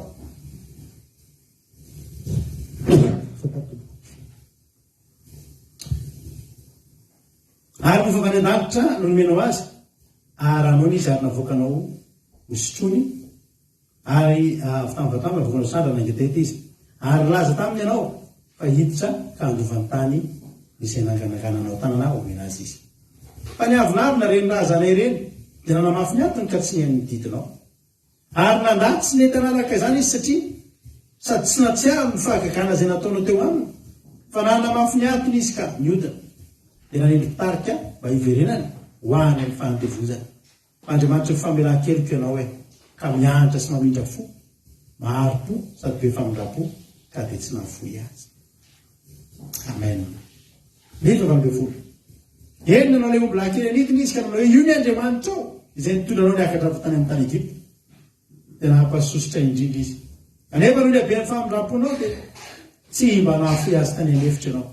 Ny andramana izay nitondra azy teny an-dalana dia tsy niala tamin'ny raha atoandro ary niandry afo izay nampazava azy ny alina ahitany lalana tokony alehany dia mbola teo ihany koa zany. Alleluia. Ary fanahinao tsara ka nanao zany ohatry hoe miezaka zany misy Andriamanitra zany tsy miezaka mahita zavatra tsy mety ataon'ny zanak'Israely. Miezaka tonga dia manadino an'iny dia mamaritra, mbola mamaritra ny hoaviny ihany, mbola manao fanekena hita azy ihany ao aloha. Alleluia. tena maharo sady be famindra-po andriamanitsika ravana mahampahasosotra ny zavatra nataony zanak'Israely fa inona nataon'Andriamanitra mbola ny abeany famindra-pona dia tsy nafoy azy tany anefitra na dia nahampahasosotra azy impirisan'andro tsika mahampahasosotra an'Andriamanitra ravana teo amin'ny androm-piainantsika 7 taona ianao zao rehefa indray mandeha isan'andro raika indrina misy ary nampahasosotra an'Andriamanitra nataotsika impiry zany tsika ny nampahasosotra an'Andriamanitra imbe dehibe tsy voatany izy fa inona mbola nataon'Andriamanitra ozy ten'Andriamanitra hoe mbola amin'ny amety ny famindra-ponao dia tsy nafoy azy tany anefitra eo fa mbola iny any le andro rahoana iny any le andro afo mbola mitalitarina arehefa raha fanahinao tsara dia nomenao azy koa mpianatra azy ary tsy niaro ny mandanao tsy niaro ny mananao tamin'ny vavany ianao sady me azy rano raha nangetaheta izy eny 7 taona ny namelomanao azy tany anefitra ka tsy nananjavanao ory akory izy tsy rovotra ny fitafiny ary tsy nifotony tonga ary raha ny tany 7 taona danatany tany efitra io rehefa manahaky ny tantara isika dia tena marina tsy nisy herinandro anankiray na tsy nisy volana anankiray na tsy nisy taona anankiray ka tsy nanotany zanak'Israely fa 7 taona tsy nananjavanao ory mandrisika anao mihitsy androany tsy mahita Andriamanitra ohatran'ny tsika ho ana hoaiza na hoaiza averiko foana izay teliko zay tsy mahita Andriamanitra ohatran'io ianao na hoaiza na hoaiza fa zany ny atao Andriamanitra maharo-po sady be famindra-po ka Andriamanitra fitiavana dia jerenareo amin'izay zao ny fitahin'Andriamanitra ny fiainan'ny zanak'Israely 9:20 ary miazo fanjakana sy firenena maro ianao ka voazaranao araka ny fahataniny avy reny ka dia nahazo ny taniny Siona sy ny tanin'ny mpanjakany Hesbona sy tamin'ny Oga mpanjakany Basana izy ary ny zanany dia nohamaronao mitaka ny kitana eny amin'ny lanitra sady nentinao any amin'ny tany izay nolazainao tamin'ny razany fa hidirany lovana dia niditra ny zanany ka nandovany tany ary napetrehanao teo alohany ka nanita tompo-tany dia natolotra eo an-tanany ireo mba mpanjakany sy ny vahoakany anaovany azy nakazay sitra any hoe zay tiana mihitsy zany hoe zay nety mihitsy nataon'Andriamanitra ho an'ny zanak'Israely ary nahazo tanàna mimanda izy sy tany lonany ary trano feno zava-tsoa rehetra sy lambaka famorin-drano voady sy tany voavolo-voaloboka sy oliva ary azo fihinam-boly betsaka dia ninana izy ka voky ary ny anatavy ka ny falifaly tamin'ny fahatsaranao lehibe loy miatana ngeravana zany tena hoe zay nilaina tena hoe inona ny naory afaka namary tamin'izany fotoana zany hoe tsy misy tamin'izany zany fiainana tena afaka manontany mihitsy ny olona fafirenena hoe olo zanak'Israely aza mandainga inona mahory anareo tsisy nahory nataon'Andriamanitra mihitsy tsy hitsanga-menatra ny zanak'Israely nataon'Andriamanitra mihitsy hoe tena tarafiny eny aminy matavy mifalifaly miramira metimety na mijerena ivelany hitan'ny olona ety ivelany dia hita hoe olona miadana fa na dia matory amin'ny alina dia matsiaro any anaty hoe olona miadana matory tsy manana ia hoitavita zay ina moa ny hevitra tiana zany tena iny nataon'Andriamanitra zay mety nataon'Andriamanitra ny zavatra rehetrarehetra atonga ny fiainana zanak'Israely tena sady afinaritra ny mahateo olona atonga azy ireo olona tena mahateo ty reo ngerafana tsy nandovola tamin'Andriamanitra dia nataon'Andriamanitra zany fa maninona novidinao zao zay ten'Andriamanitra novidiko nareo satria tiako fotsiny amin'izao tsisy antony manokana fa napetraka Andriamanitra atao fotsiny reto novidiko reto dia anaovako fanekeny reto ny olona ry mianto mafy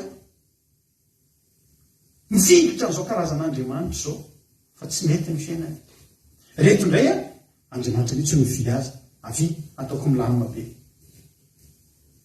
tena ny lamina be misy tena andriamanitra amin'ny Ezekela toko 12 ampafantaro azy zay niangano izy ny ten'andriamanitra. Ezekela toko 12 vakitsika ty androany.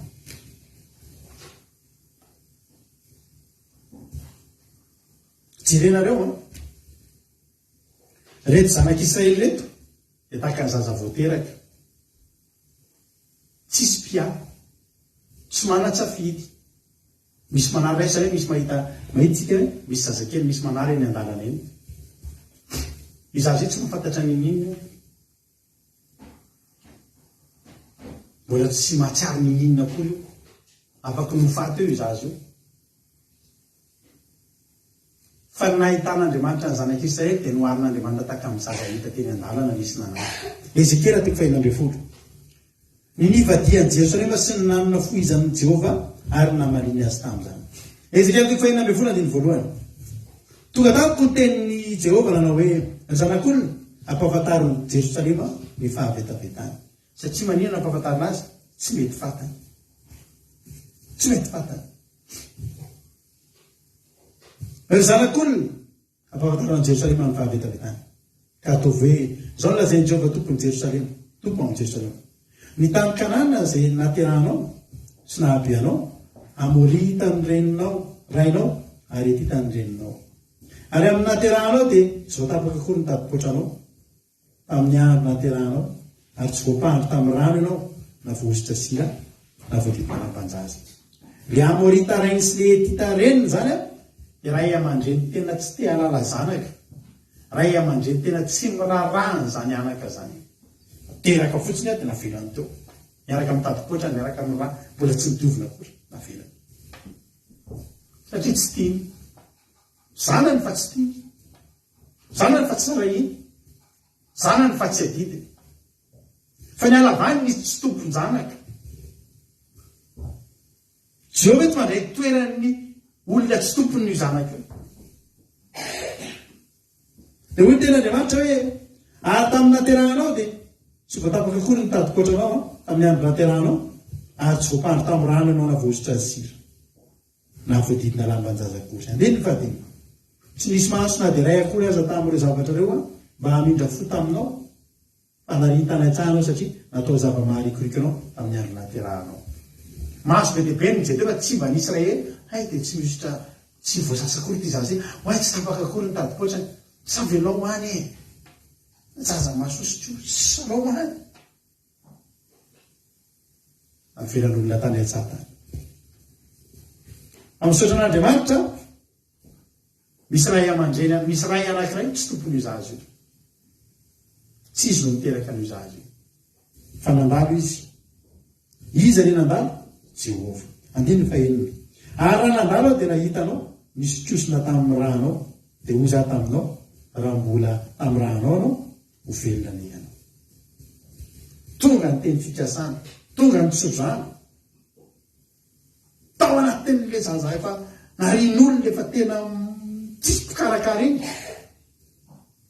Melohan'ny atongavan'ny biby dinana ny zazy io, andrapaka ny zazy io, tonga le ray izay tsy niteraka, tsy tompony zazy io. Fa ray manan-katao, alleluia, ary ray be fitiavana. Dia tonga ao sisy nandalo dia nahitanao misy kosona teo amin'ny rahanao, dia hoy za taminao raha mbola tamin'ny rahanao anao ho velona ny ianao. Eny, hoy za taminao raha mbola tamin'ny rahanao ho velona ny ianao. Andiny vavita fa nataoko hananina toy ny zava-maniry any an-tsahana isanao, ka mitombo sy ny ahalehibe ary tonga tsara taretiko ianao, nanirin'olo ianao sady naniry volo, nefa mbola nitanjaka sy ny anjanja ihany. Nomboka andraisina tanana zany io fiainana, nomboka andraisina tanana zany io zazy io, dia nomboka ny karakaraina taka n'le tany voaloboka teo ihany nomboka ny karakaraina fa eto indray ampoariny amin'ny zaza tsisy mpiaro. Na dia ny minimum toy atao amin'ny zaza hoe tapahana tadipoatra tsisy nanao, na dia ny minimum aza, na dia ny fanadiovana azo afaka amin'ny rahany tsisy nanao. Tsy mahaso anankiray rehefa nijery teo fa mahaso be dehibe. Eto nanambarana amintsika fa tsisy nanana fanekena andray tanana ny fiainantsika afa-tsy Andriamanitra ihany. ary rehefa nandray tanana izy dia tsy mandray tanana fotsiny amin'izao fa nataony daholy ny zavatra tsy tokony ny atao ary amin'le tsara dia ny sasandry dia nasiany lambanjaza tety velomony dia nataony lehibe dia nataony nafinaritra dia nataony tsy nataony oron-javatsoa dia navelany teo aloha asa-kelindray izy no nandeha mijery zaza hafa andray izy mety misy zaza hafa teraka koa any mpanao asa soa mantsy ty ray ity alleloia dio tena Andriamanitra hoe adiny vavalo ary raha nandalo ndray any mijery anao dia hitako amin'izay fa zao ny fotoananao dia fotoam-pitiavana dia narahitra anao ny lambako dia nosalomako ny fitanjahanao ny anina taminao a nanafanekena taminao o Jehovah ka dia efa hay ianao na dia nitobony alehibe ary io zaza io zany dia mbola tsy navelany any io zaza io fa manomboka tokony afaka manomboka mikarakara tena fa tsy nahatsapakory io zaza io hoe mitanjaka nefa efa manomboka be lehibe fa tonga le ray dia nahita hoe efa tonga amin'ny fotoam-pitiavana izy fa alao raha kofako ny voninahitra zay alao fa kofako akanjo indray satria manino tiako tonga lafatra izy tsy tiako avela tsy mamela anao any atsasadalana ao izy le hira zay tsy navelany ny atsasadalana fa mbola ny tantaniny ihany efa nanomboka le lehibe andeny ka sivy raha-mpandroky tamin'ny rano ianao nosako tsara ho afaka tamin'ny rano ao dia nosolako diloiro notafiko lamba misolatsolatra koa ianao ka mikirarokody takasa sady nampisikina korongolo fotsy madinika sy notafiko aparasika dia fa 120 noravahako firavaka koa ianao ka nasiko ava ny tananao ary ronjo ny vozonao nasiko kavona ny orinao sy ny sofinao saribonahitra tsara tare ny lohanao dia ndravaka volamena sy volafotsy ianao ary rongolo fotsy madinika sy aparasiny ary lamba misolatsolatra no fitafinao koba tsara toto sy tately ary dililo ny fihinanao na ny velany na ny anatiny na ny hoanina na ny tafina azo lazaina hoe tsisy azo arina amin'izany koba tsara totony sy tately ary dililo ny fihinanao ary efa ny atsara tare sy ny atsara tare sady nambinina ianao homendrika andriny ary dia niery teny amin'ny jentilisa zany lazanao noho ny atsara tare anao fa tanteraka izany no ny voninahitra izay nataoko taminao o Jehovah tompoko ahoana moa ny atonga azo tsara tare ireo fikarakarana rehetrarehetra aloha ahoana ny atonga le voaloboka tokony ho tsara tare le fikarakarana izay natao taminy dia tonga tamin'ny tanjona tokoa mandimandina sy tsara tare natavy metimety voaloboka tsara tonga tamin'ny tanjona ihany ngeravana le programan'Andriamanitra dia ny ahatsara tare anreto zanany reto ny apiaiky ny olona fa tsara tare tokoa ny zanak'Andriamanitra dia nataon'Andriamanitra ampisakafo tafiny tsara mba ho tsara tare ny zavatra nampalahelo rehefa dia zao Deutéronomia 4:30 Deutéronomia 4:30 andinina 5:10 Alléluia. Deutéronomia 32:15 naran'i Jesosy nianatavy Jesirona ka namelitaka efa matavy ireo sady voronofo no vaventy be dia nafoy an'Andriamanitra izay nanao azy izy ary nanamavo ny vatolampy fambonjena azy. Amen. Nianatavy zany hoe ny olona nianatavy nahia aloha mampime foana mijery ny saritsika reto taloha tena mahavariana mahita olo nareo mahita zany mahita olo ny olona taloha le fankatsara hoe tsy nety sa le olona miorirana fa tena mahisy izy daholo tsika taloha dia rehefa tena dinia le mba somary mba misimisy takolakitsika ny tena tsara mahisy izy daholo jery sary taloha dia tena hita daholo ny taolatava rehetrarehetra nataon'Andriamanitra mihitsy izay mba hatsaratsara ny fiainan'ny Jesirona. Iza moa Jesirona zany dia tsisa akory fa mbola le taranaka voafily ihany. Mbola Israely ihany zany, zanak'Israely ihany zany.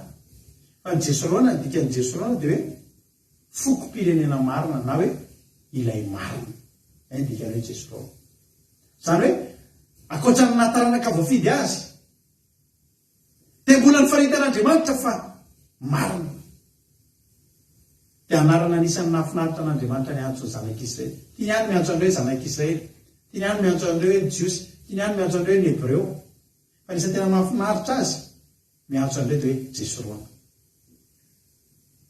Alleluia. Hoy ten'Andriamanitra amin'ny Deutéronomie teo vekitsika hoe nianatavy Jesy roana ka namely daka. Izy ary no nomeny Jesy roana daka. Tena mbola sahirana tamin'ireny izy izay lazany mihitsy. Kely ohatrany kokakoka kely zany daholo isika rehetra hoe mampimeny saritsika taloha misy any Paola kely le maranitra letreny daholo makasary potrapotra daholo mitsika tia dini na tsy teatsika ary ampisikiny iaza ny tena marina nefa rehefa le mba matavitavy iny tsika mba metimety iny mandimandiny iny tsara mihitsy voakabeny tsara tare. Halleluia. Nianatavy Jesy roana ka namely daka ny devoly rehefa me matavy azy dia omeriko ny daka ny devoly.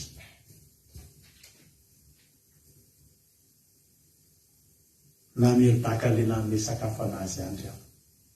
Namely daka an'le Andriamanitra ny karakara azy tany amin'ny Nehemia ny vakitsika sy ny Ezekela ny vakitsika teo.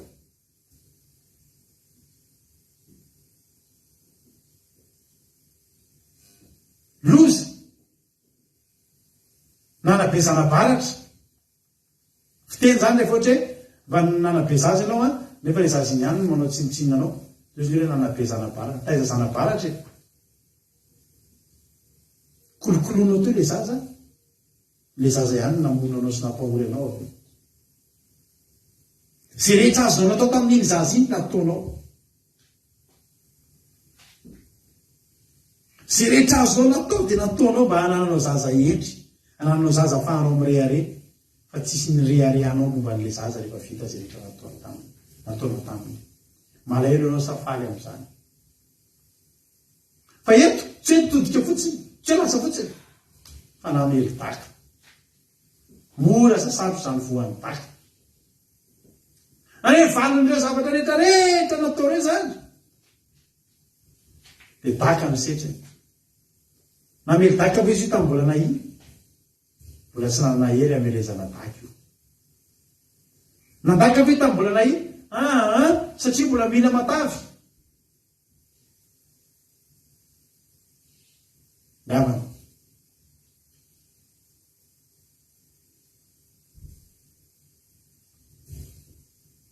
Dia teny aminao androany. Nalahelo Andriamanitra teo. Mpamindra fo izy voalaza tary ambony mpamindra fo maharo-po be fitiavana fa teto izy nalahelo. Hoe zazany be azoko ve Jesy roana le malalako lay marina le fokom-pirenena marina tanona fahamarinana no hamariniko no kolokoloko ny karakaraiko zay azoko nataoko tamin'ny daholo matavy izy ankehitriny. Taiza ny angany io hita teny an-dalana teny kely nantadipotrany ary tsy tapaka nantadipotrany aza tsy tapaka mbola mahatsirafina be mbola mihosikosina mirandra iny le nalaina. Raha isy mahita alika kely ianao mampalahelo alika kely raha isinao eny amin'ny an-dalana eny dia entinao antrano dia ampandronao dia kolokoloanao dia mena sakafo lehibe to etinao ihany no hoaniny faly ianao sa tezitra sa malahelo azoko ampy tafananenina ianao tamin'izay rehetrarehetra vitanao. Ny antony titolo teny ty dia mba ny tonga antsika mba tsy hanenena an'Andriamanitra ny hafa. Za androany tena za mino tsy resy lahatra fa titolo teny ty tena fialananenan'Andriamanitra. Mbola tsy te hanenan'Andriamanitra amin'ny zavatra izay nataony antsika. Mahavariana tokoa mahita olona miala amin'Andriamanitra. Inona ny tokony ialana amin'Andriamanitra? Mbola tsy nahiditsika tao anatin'izay ten'Andriamanitra ny resantsika rehetrarehetra ka zavatra ratsy nataon'Andriamanitra tamin'ireo. Mbola tsy nahiditsika. Dia natanao amin'ny Baiboly raha nahita zavatra ratsy nataon'Andriamanitra amin'ny olona tsisy. fa raha mbola misy azoko natao tsara io zavatra azo natao io. Raha mbola misy azoko natao tamin'ny tany voaloboka dia nataoko zany mba hamoahany voaloboka tsara, mba haisiny ny vokatra tsara, mba hatonga azy tsara tare, mba hatonga azy atavitavy, mba hatonga azy mampiteo ty, dia ataoko zany. Ankehitriny ozy ny mpanao gazety tonga amin'ny tany zoirina tokoa ianao, io izy zao rehefa ny anatavy. Inona ary mba teninao amin'le rainao izay nanatavy ianao? Zay tsy miteny fa taka nomena iny. Io zany mpanao gazety mba tonga zany le ray avy niazy sahirana misy mba hanao dia mba niasa mafy misy le ray zany mba hipena Nicolas zany. Dia tonga eo amin'le fotoana ivoany amin'ny fianarany indray mandray diplôma dia io zao mpanao gazety, inona ny teninao? Le dadany amin'io mba eo akaikiny eo, mba niandry le dadany misaotra dada tamin'izay rehetra nataonao fa tsy ohatr'izao aratsy ianao. Tiako be moa dada ao amaso mpanao gazety ty rozy izy nitakako voaloha fa tsisy ilavany mampalahelo be zany rehefa tena mampalahelo zany. Menao le tantaritsika dia hoe mampalahelo zany fa ny tena marina tsika nge manao an'izany koa. Mitoetra ny zanak'Israely dia lova isika kristianina amin'izao fotoana. Dia mbola mampalahelo foana Jehovah. Efa tamin'ny andro Jesrona Jehovah nampalahelo. 2023 tsika izao mbola mampalahelo be Jehovah teneniko anao. Ny vokatra amin'izao fotoana izao dia tsy miova, mampalahelo foana Jehovah. Nahazo ny daka foana Jehovah. Avy amin'iza ny daka? Avy amin'ny Filistina satratra amin'ny Kananita. Raha ny Kananita manome daka an' Jehovah tsy omena antsika satria ny tanin'ireo nge nalaina dia nomena ny Jesrona. Ny vokatr'ireo ange nalaina dia nohaniny Jesrona. Ny akanjo tena amin'ny lamba tena amin'ireo nge ny esorina dia natafy an'i Jesrona. Raha ireo ny amely daka an' Jehovah, izy ny pijeresy normalna kosa. Ora precisy Jehovah ny tsy amely daka tany koa ve tany Kanana dia omenao an'reto olona izay tsy fatapeviany reto fa lazainao fa olonao. Azo ekely zany. Fa le daka ny ainga tsy avaiza fa avy Jesrona. 2023 tsika tsy mitsahatra ny mahazo daka aloha Jehovah hatreto.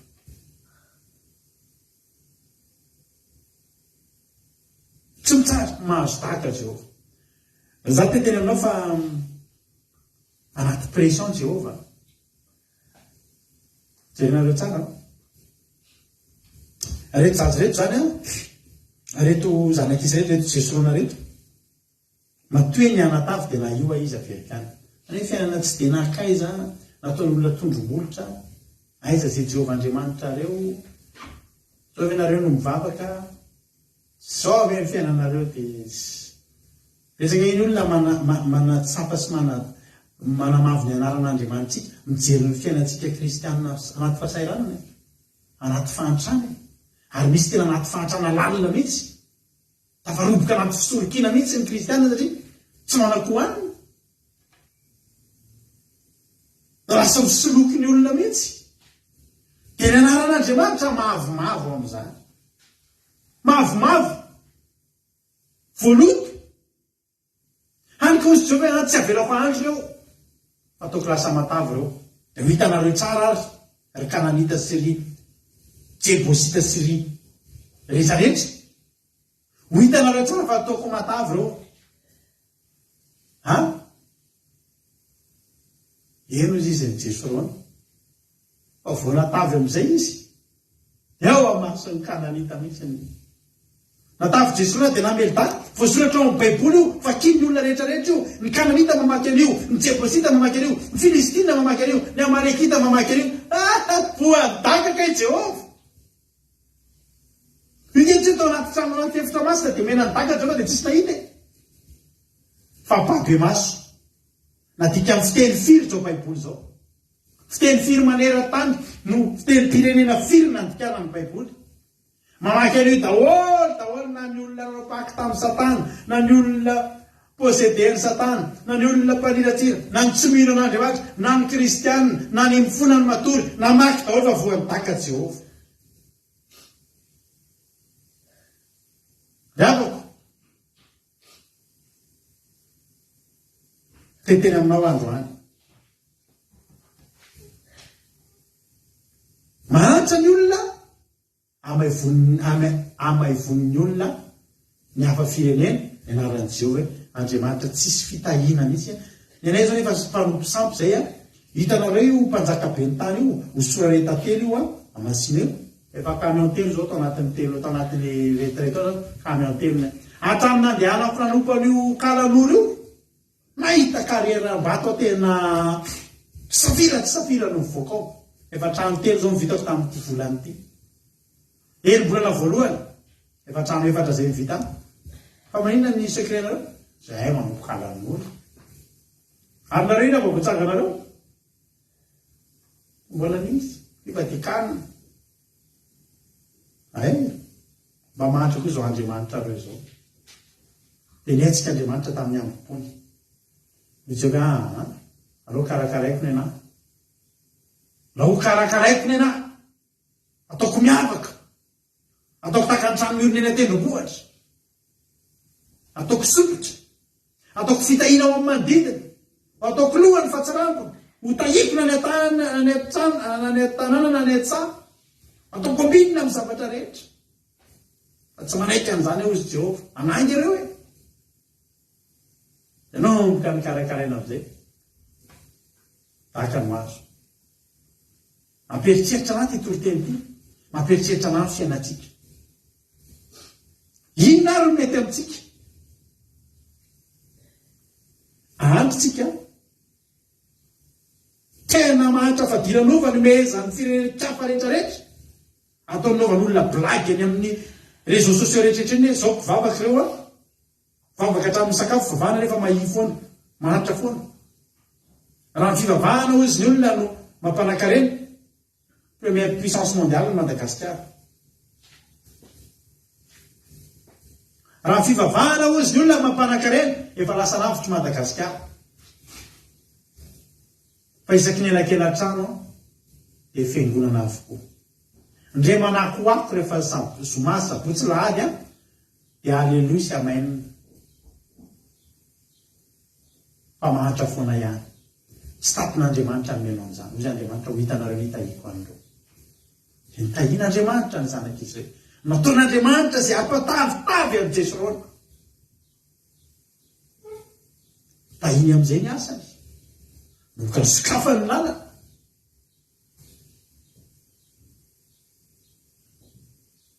Nataony ambinina amin'izay. Manomboka mba mikasika an'izany vola. Manomboka mba mitaingina an'izany fiarakodia. Manomboka mba manao an'izany akanjo lafo vidy. Nga ho zany ratsy fiavana. Tsisy ratsy zany zavatra teneniko anao zany. Fa ny zavatra ratsy tsy le Jesona nena tavy. Fa i Jesona na meridaka.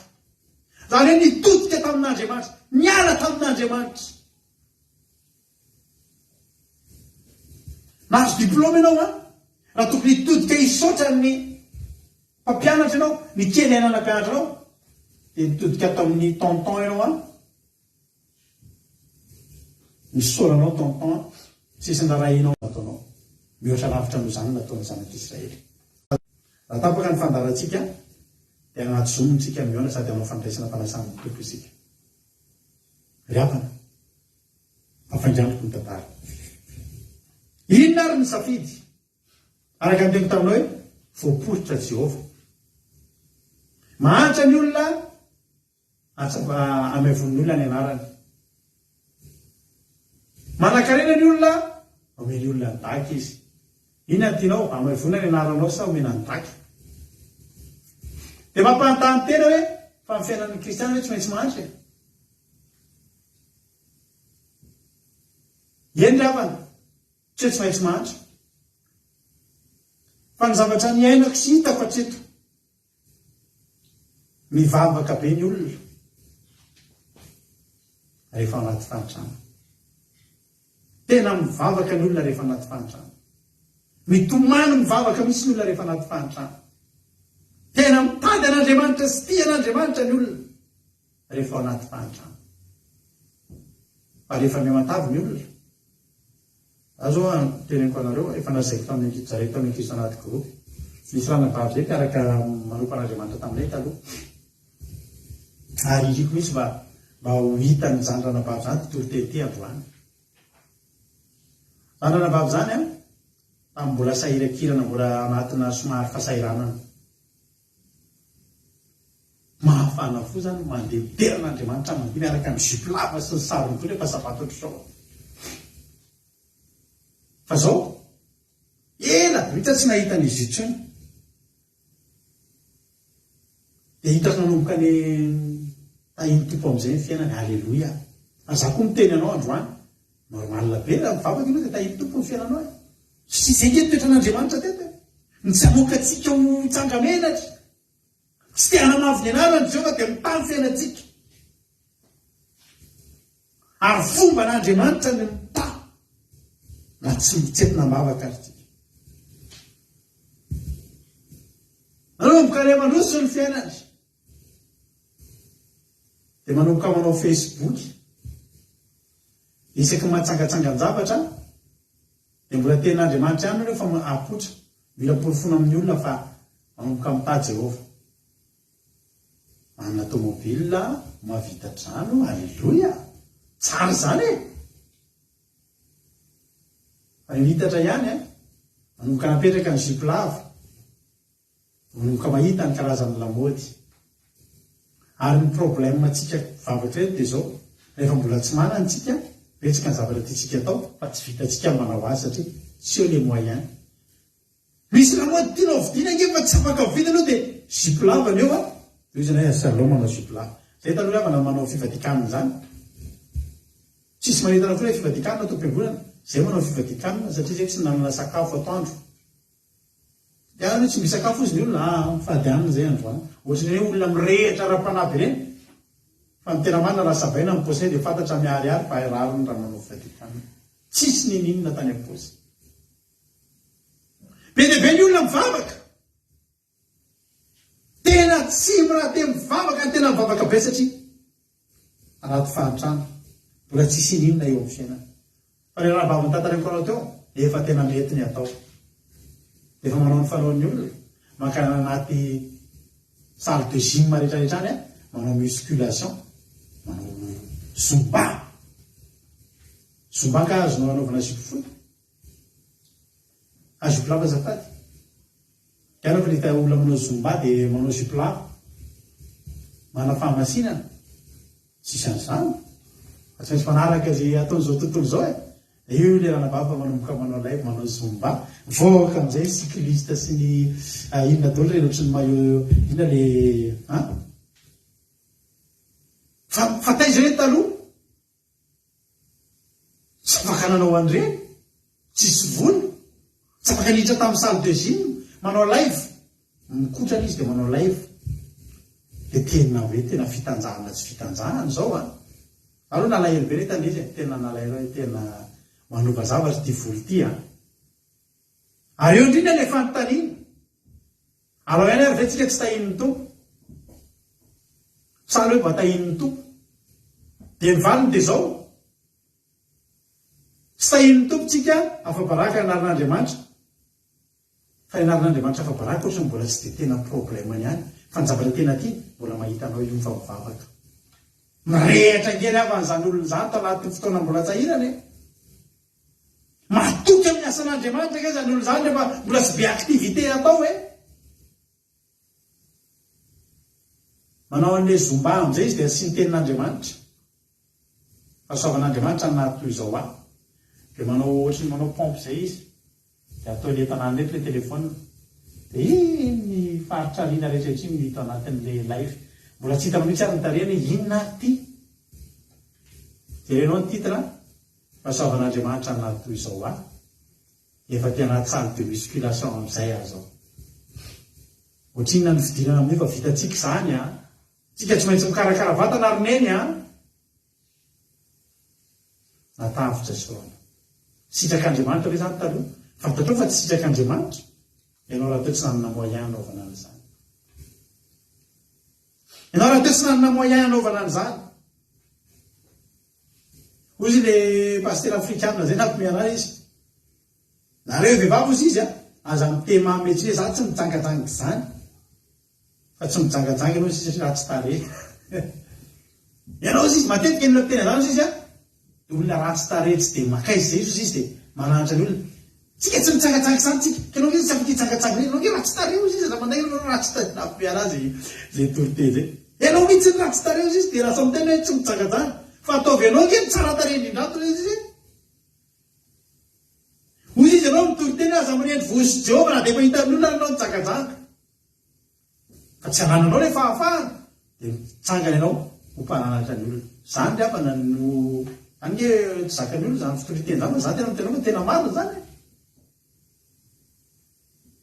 taizany zao nidaka jesorana hatramin'izay mahery andakana tsisy sakafo ana mbola angalany ary amin'Andriamanitra daka iny aza miteny androany misy olona tena tokony ho tahian'Andriamanitra fa misalasala Andriamanitra mbola tsy tahina koa rehefa miainga ny tongotra andeha andaka ary idaka io matsy misy karazany be dia be daka io ho azy nanao karate dia malala karazana daka be dia be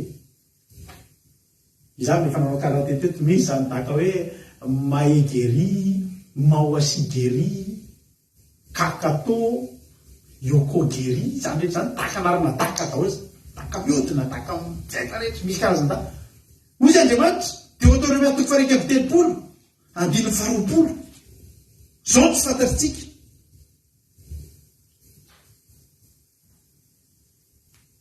Deutéronome 31:20 19 aloha ary ankehitriny tsy fahataonareo zao firany zao ko ampianariny ny zanak'Israely ary ohatra tsy ho afaka mava zao firany zao na ho vavolombeny leo amin'ny zanak'Israely fa rehefa entina any amin'ny tany totona drono sy tately zay nianianako tamin'ny razany minazy izy ary inana ka ho voky sy amatavy dia hivily anaraka Andriamanitra avesika amiko azy ary andaha ka hivadika amin'ny fanekeko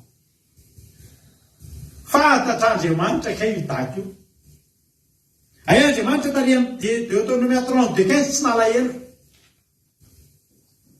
tsy surprise tivedanareo hoe tomba mely daka fantatr'Andriamanitra temiro efa naminan'Andriamanitra ny amin'ny Deutéronome 31:20 reo izy izy etiko zao ny programme zao etiko miditra any amin'ny tany Kanana reo izy tany tondra zonta de inan'ireo reo voky reo de amatavy reo mbola tsy tonga fotsiny 32:15 hoe ny amatavy Jesosy de namely daka fantatr'Andriamanitra temiro fa mely daka le tsika malagasy misy daka tsy hita maso misy daka manena daka miodina daka miboriky daka mandrivorivo daka diamanga sy karazana daka ao ary nometsika an'Andriamanitra io karazany daka samy manana ny karazany daholo raha miteny anao fa misy karazany maro ny daka metsika an'Andriamanitra fa za koa te teny aminao androany efa fantatr'Andriamanitra ny tena marina dia zao tian'Andriamanitra ho porofolo fa nianiny izy fahita dia betsaka ny olona nanarana ny fitahian'Andriamanitra ary tsisy navenan'Andriamanitra nahantra mandrakizay zany ny olona zay nanompo azy ryavana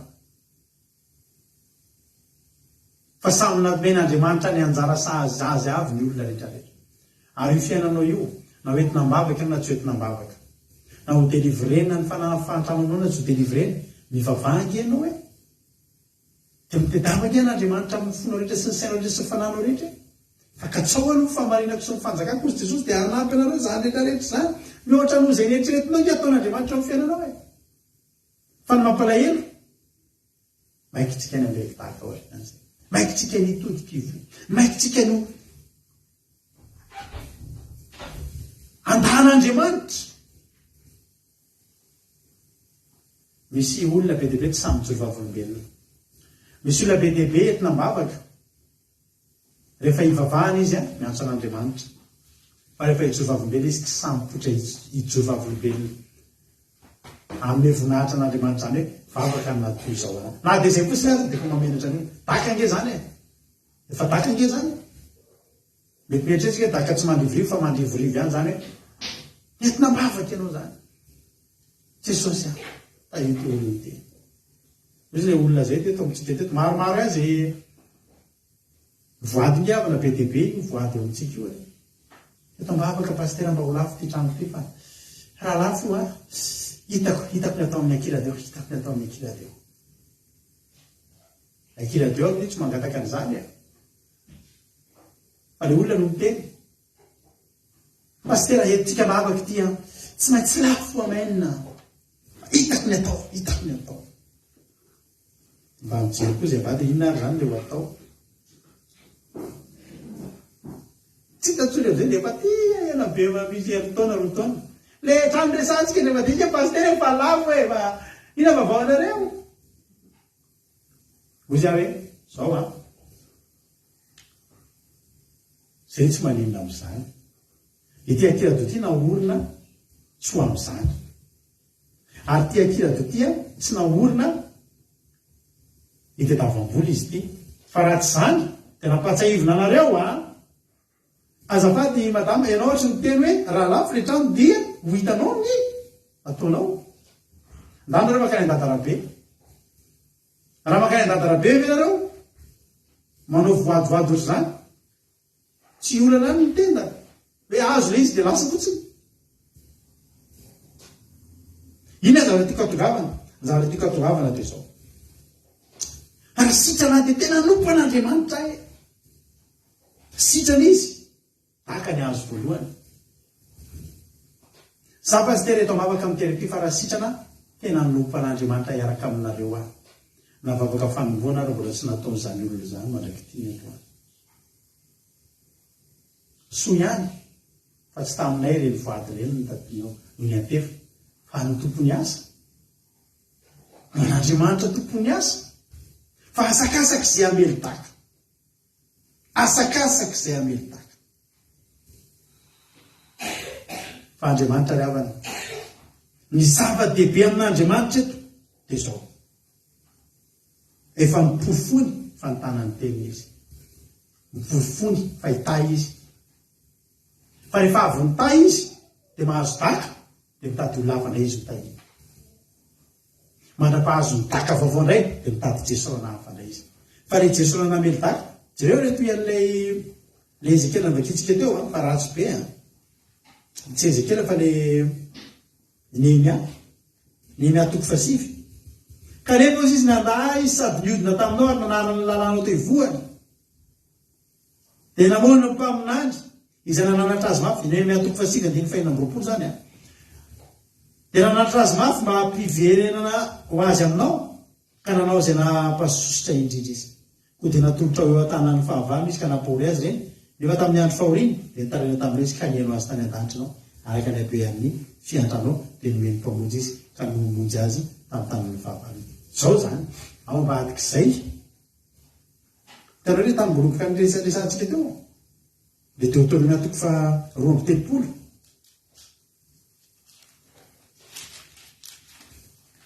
Deutéronomie 32 15-18 le nresantsika teo ny anatavy jesona ka namely daka natavy ianao zany sady voronofo nofa vity be de nafoian'Andriamanitra izay nanao azy izy ary nanamavy ny vatona amin'ny famonjena azy nahasarom-piaro azy tamin'ny hafa izy ary tamin'ny zava-betaveta no nampahasosorany azy namoy zavatra ho fanaritra ho an'ny demoni izay tsy Andriamanitra izy de Andriamanitra izay tsy fatany fa Andriamanitra voiseau izay tsy natahorany razanareo ny vatilampy izay teraka anao de tsy tsahonao ary adonanao Andriamanitra zay nahary anao ary Jehova nahita zany ka nandà no fahasosona tamin'ny zananazy ny zanavavaka ho izy afeniko azy ny tavako ho hitako izay efa rany ary firenena tena mpivadibadika izy ary zaza tsy mahatoky hitanao le vato le nisonina tamin'le tany boloboka vakitsika tany am-boalohany teo nefa rano iny naverina le vato naverina nasiana fefitsilo nasiana tsilona niry mitotongana ny fiainan'ny olona ohatry niakatra tetsy ambony tesy de te misy ozina mihitsy amin'ny fiainako zany fa miverina ny totongana tsy ny ozina ny misy fa ianao mahay mamely daka loatra ary spesialite atsika mamely daka an'Andriamanitra de tena aminao androany azon'Andriamanitra atao mitany fiainatsika ary azon'Andriamanitra atao no mitany fiainatsika eo amin'ny niveau io sisan'izany mitotongana izany tsony ary misy olona fatrampaniantsika fotsiny azy ary misy fotoam-bavaka misy mpanompon'Andriamanitra hitsodraony amin'ny fitahiana fa nanenjika fotoam-bavaka fitahiana tray izy ianao fa nefa ianao mpamely daka an'Andriamanitra de zany miteny anao ho tapelana vato fona ihany ny tambolotokao andotsika ravana mba hianatra iainan'izany hoe miaina amina fiainana mahafinaritra efa nataon'Andriamanitra ny voatra ny fiainantsika ndao mba ho tazomina zany ina ny tazomantsika zany ny mitoy foana hoana toetrantsika nitahin'Andriamanitra tsika natahotra an'Andriamanitra tsika ny vavaka tsika mitandrina fahamasinany tsika na mne voninahitra azy tsika efa manomboka tahitry dia ina ny tokony atao mbola mitandrina ohatr'izay ihany tsika miezaka mipetraka eny any azamaka mbola atao niatavy kokoa ndray mbola piakariny ambonimbony kokoa satria Andriamanitra iravana tsy te hijanona amin'io ny Andriamanitsika dia Andriamanitra le mitombo ny andro manina tompopoakandro maraina ozy izy ka tsy mijanona mandra-pitavitavo vonany andro io fiainatsika io dia tokony anana toerana tsara foana tsy possible hoe tsika akoatra ny fizahatoetra tsy possible hoe tena ahatra mandrakizay zany re tsika rehefa mba nanandrina fahatsaran'Andriamanitra fa miantony atonga zay dia avy amintsika ihany mba mety aminao ve manomboka vanta mba tsy hamelibaka an'Andriamanitra tsy efa mba mety kely avy ny fiainanao io za misy fotoana mahita fiainana tena hoe verimaina tena hoe io misy fahasoavan'Andriamanitra tena veranandalo maina fotsiny dia mipitehana tamin'ny alalan'ny dakamborika dia io fa miverina sahirana miverina olana eo amin'ny fiainana miverina fahadiran'ovana eo amin'ny fiainana nefa ianao mbola fantatra ihany mbola mitazona ny anaran'Andriamanitra ihany ianao mbola kristianina ihany ianao ege tsy sa mandeha manompo sampitsony tsy sa mandeha manompo devoly dia anaran'Andriamanitra ny mavo andao tazomintsika io androantsika tena hiteny hoe Andriamanitra taiza moa ny angaranyity fiainako aizany mbola tsy miafarana angetra hoe mbola tsy afakiteny hoe zao ny miafarako raha mandalo ady ianao mbola tsy fiafarana fa nitanjon'Andriamanitra aminao dia nitondanao tahaka ny fiainan'ny Jesirona ry havana nita ny anasoa ny ame fahasoavana ame fitahina zany le fiainan'Andriamanitra vao mifo marain'Andriamanitra dia te anisy soanao vao mifo marain'Andriamanitra dia te hitany fiainanao fa ianao hoe vao mifo maraina dia mianatra mandaka mbola tsy akory zao dia manao exercice na mandaka ahoana ny fomba dakako an'Andriamanitra ahoana ny fomba hitsipahako mba fafo an'Andriamanitra inona re fomba mahita fahako tonga dia tena hoe hiteny amin'ny olona rehefa mba malazalaza iny hoe za nge ny fahaizako ny diplômako no tonga na ohatra zao efa ianao hatramin'izay Jesosy ny fototra rehetra zao ianao Jehova nitokiko ianao Jehova fa aminao ny zavatra rehetra tsy any ambavan'ny olona tso zany rehefa tahiny tompo izy afaka ho tahin'Andriamanitra maharitra zasy ianao afaka ho tahin'Andriamanitra maharitra zasy ianao fa ataovy tsy mamenatra an'Andriamanitra ary tsy mampanena an'Andriamanitra ny tany fiainanao an'Andriamanitra renany ihany ny voninahitra ivavaka tsika amin'izao fotoana zao dia anao hira anankiray dia aveo hitra amintsika eto ranabavy Bartelle sy ranabavy Hortensine ivavaka araka amiko mino fa voarenao izay afatra izay ry havana ndao mba hitazona fitahin'Andriamanitra maharitra tsika ina hoe natsapa hoe nisy zavatra mahafinaritra nataon'Andriamanitra teo amin'ny fiainanao nataona efa tsapanao hoe nisy fiovana nisy fivoarana ny fiainanao avy amin'Andriamanitra ary sitrapon'Andriamanitra mihitsy io fiainanao mivoatra io fa maninony tsika ny mamelitaka an'Andriamanitra fo maninony tsika ny manamavo ny anaran'Andriamanitra fo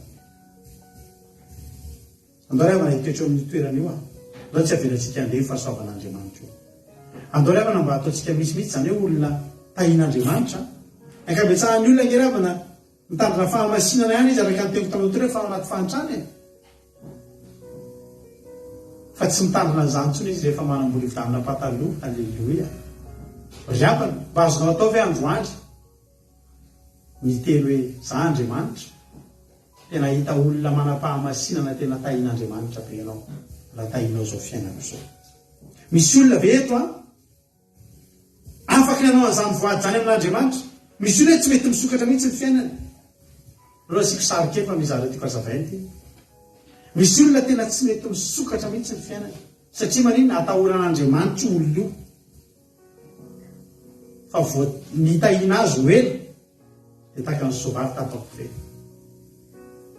androany ianao afaka manao voady mihitsy nge ianao ary ampisokatra ny fiainanao zany amikana fan'Andriamanitra lalam-pitahina amin'ny fiainanao zany teneny hoe Jehova za tika Jehovah mahantra zao zao ny toepoko zao ny fitiavako anao raha manan-karena Jesosy mbola hitombony izao ary fitiavako anao ho hitanao zany mpanan-karena zany Andriamanitra amin'ny voninahitra ny anaranao mpanan-karena hijoro fampitandrina fahamasinana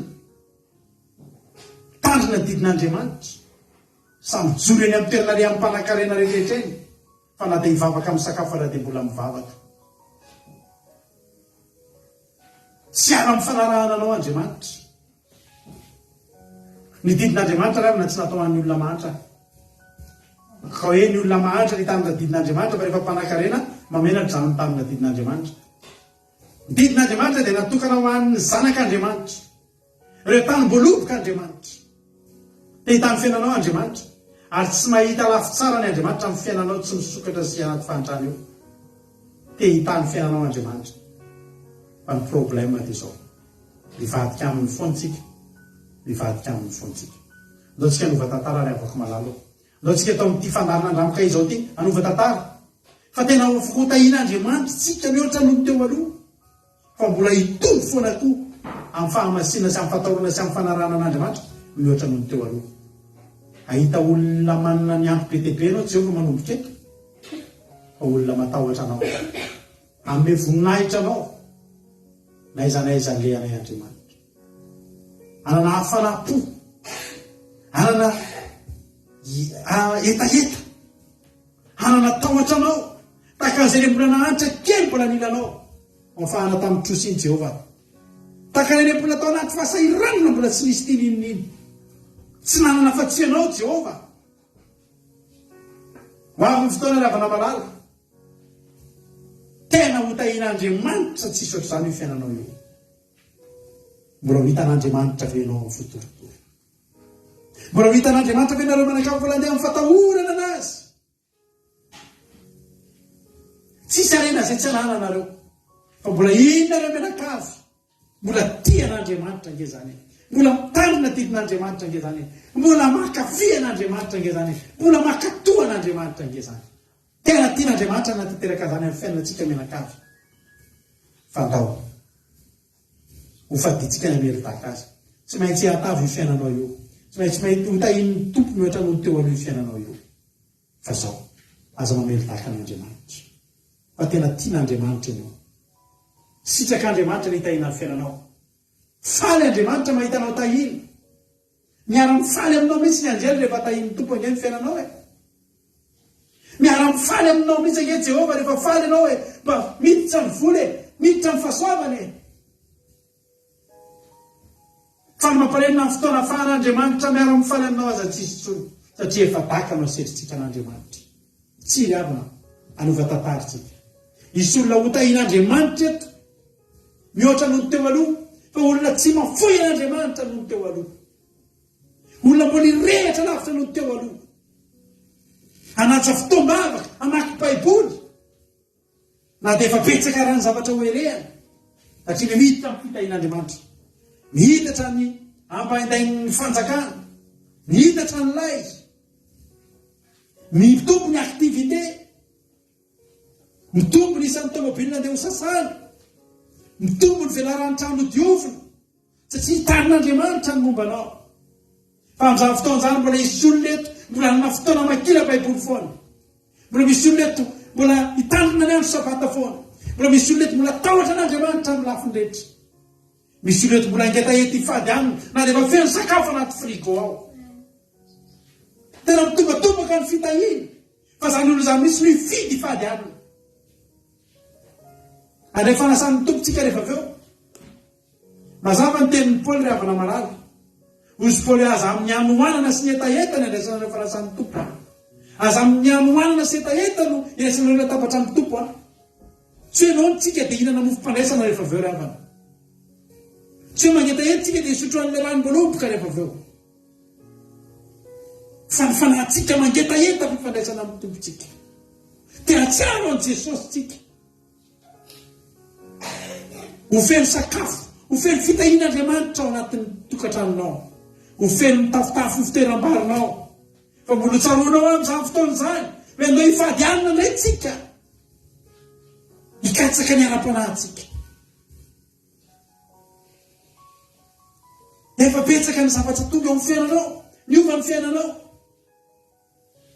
Fa mbola tsy adininao Andriamanitra, tsy adininao ny fotoana ivavahanao, tsy adininao ny tahotra ao an'Andriamanitra.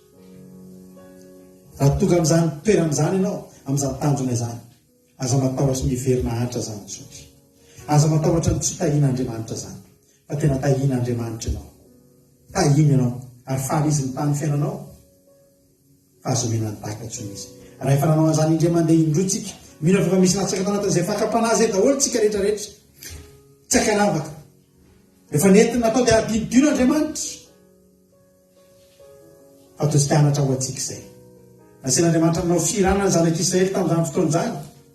Izay mba ho tsarovana any amin'ny Deutéronome 31:20 eo. Ho tsarovana izy raha miala amiko ireo dia fatany fifantaha azy aho. Dia tiry ty sisany taona. Tsy hirany zany mandrakizay intsony tsika raha. Rehefa hanompo an'Andriamanitra dia hanompo azy hatramin'ny farany. Hanompo anao hatramin'ny farany izay Jehovah-Andriamanitra. Na ho tahiny zay, na mandalo ady zay, na miaka-piakarana zay, na midipidina, ny fitiavana ianao tsy miova, tsy hamelitakanao mandrakizay izay Jehovah-Andriamanitra. Sakafo ny lalam-pitahian'Andriamanitra, sakafo Jehovah-Andriamanitra ny lalam-pahasoavana ho an'ilay olona rehetrarehetra. Fa misy mbola miaina anaty fantrana eto Jehovah. Mety misy olona mbola tsy mety afaka anatin'ny fantrana lany eto Jehovah. Fa vao eny ny androany ny toriteny. Anao voatsika rehefa namalala amin'izao fotoana izao, asangato ny tananao any anatin'ny tokantranonao any.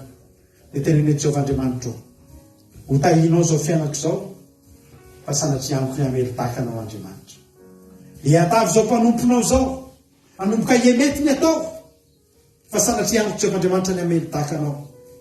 Hanompo anao foana, amin'ny voninahitra anao foana, hitahanao foana, ho tahinao foana. Misaotra Jehovah-Andriamanitra. Dia raha laza saotra ny eo anao, hatramin'izay dia mandrakizay aho. Izay zorazany vavako, ohatra lavitra anao izay nieritreretiko Andriamanitra, ataonao amin'isa tokantrano isan-katan'olona. Dia isy olona maro ho tahin'Andriamanitra amin'izay eto manomboka androany. Satria hitan'Andriamanitra ankehitriny ny ao am-ponao, fa tsy mba isan'ny olona te hamelitaka anazy zany ianao na dia ho ataony matavy azy. Saotra Jehovah-Andriamanitra. Aidino ny sy ny fanambinanao sy ny fitahinao amin'isa tokantrano isan-katan'olona. Fa misy olona mahatoky anao eto. Halleluja. Dia vosisavana fa hatraomanao tsy afaka hitsangoka na dia litera ray tamin'izay toriteny izay. Fa ny vozana fafy androany dia moavy satany am-pon'ny tsirairay avy. Halleluja. Amen. Dia anao irana anankiray dia ampanosoisika raha navavitsika Bartella ao aina izay hivavaka. Halleluja.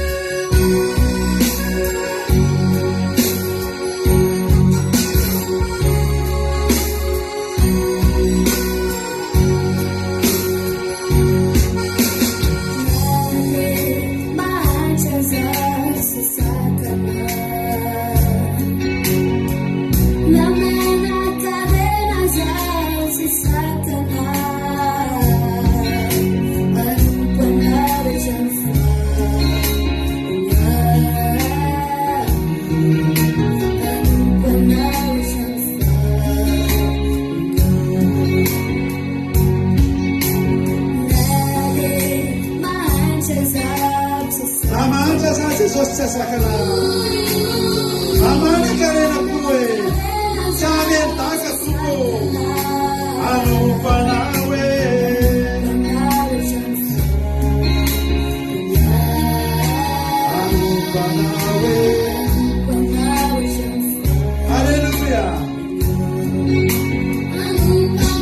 ianareo zay ivavaka ao anaty tofety ao anaty zoma atsika amin'izao fotoan'izao mihitsy ao anaty zoma na natanterantsika mivavaka ao anaty tofety ankaviana nabavibatela sy nabavortasina hitra anaty zoma amin'izao fotoan'izao.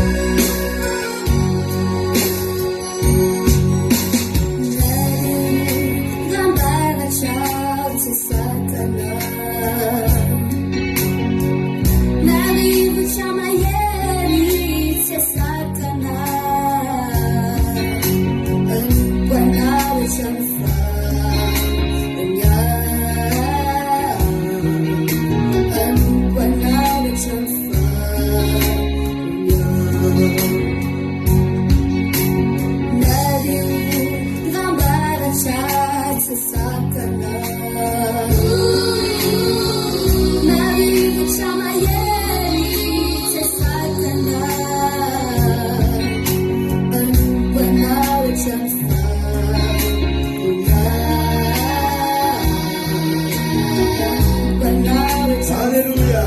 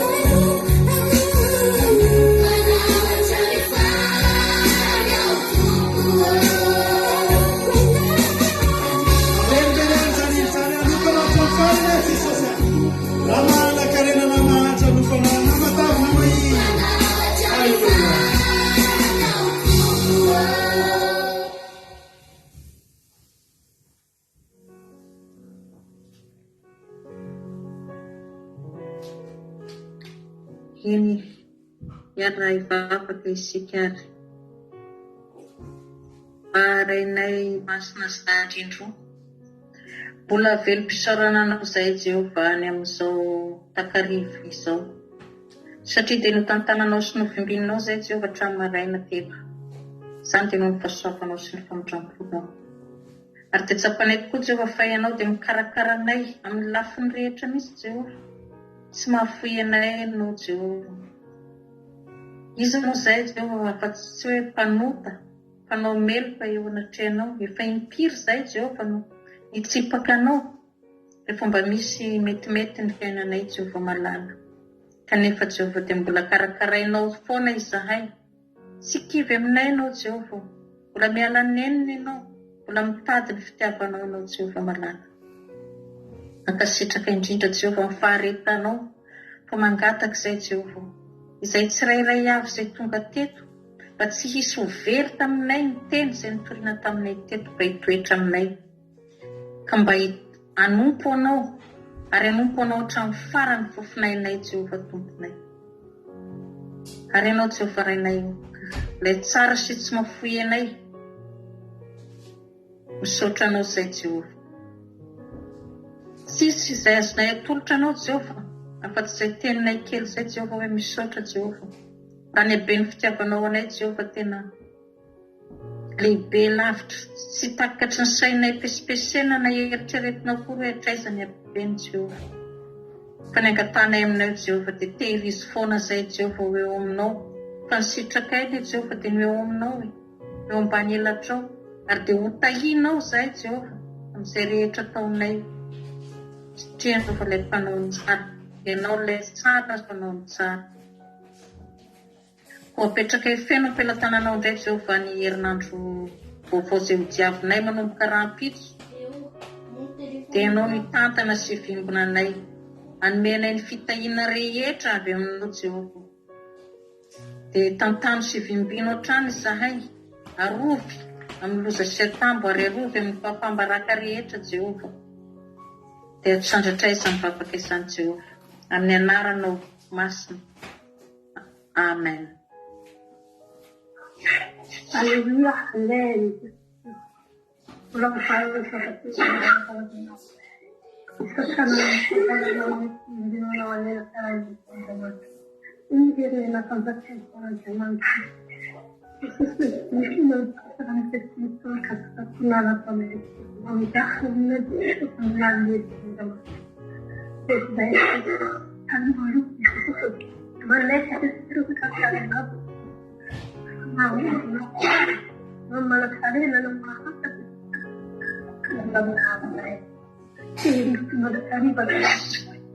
atau dari bervarian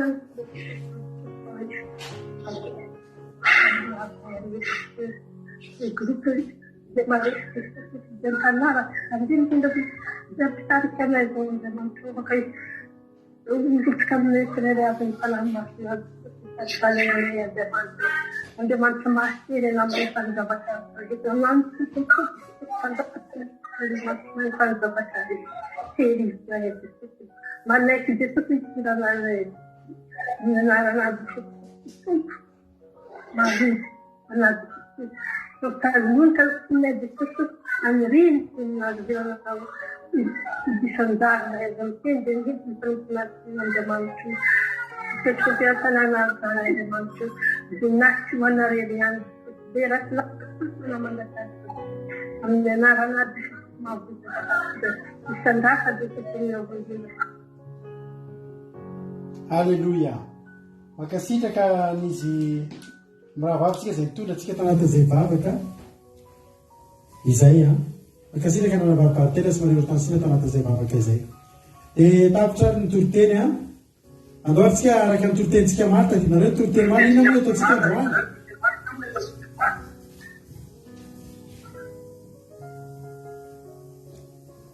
Iza ny mahatsiaro inona ny tokony ataontsika amin'ity androany ity. Ny tokony ataontsika dia amoaka inona moa?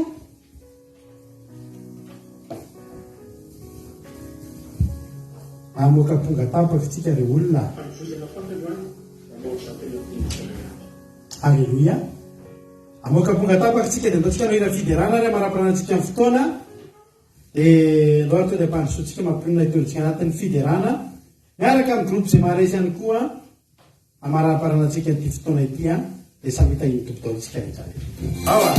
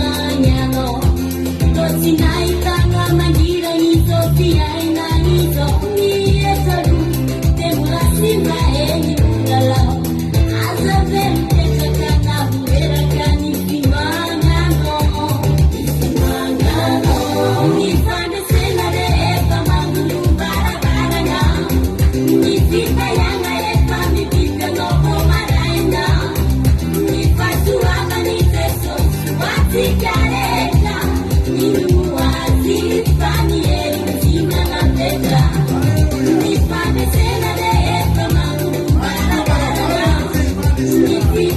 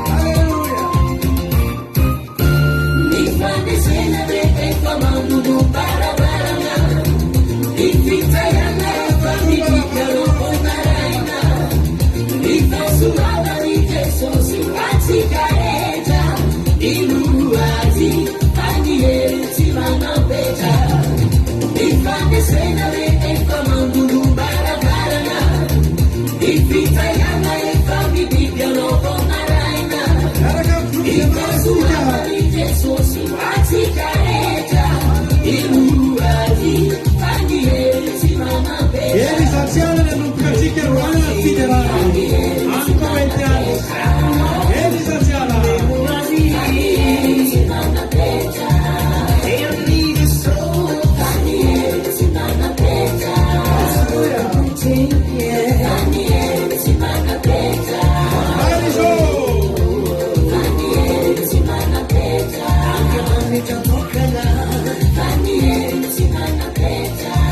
Alleluia. E antsika miaraka amin'ny groupe zay maharesy a Marie-Jeanne marana azy teo dia Marie-Jeanne anoy azy a ano antsika tsy mijana raha tsy eo amin'ny ira efatra eo a araka ny toritentsika malo hoe amoaka aiza daholo ny amponga tapaka aiza daholo ny amponga tapaka voay ny amponga tapaka Miriam. Halleluia. Voay ny amponga tapaka Miriam fa olona fotahin'Andriamanitra nge eo a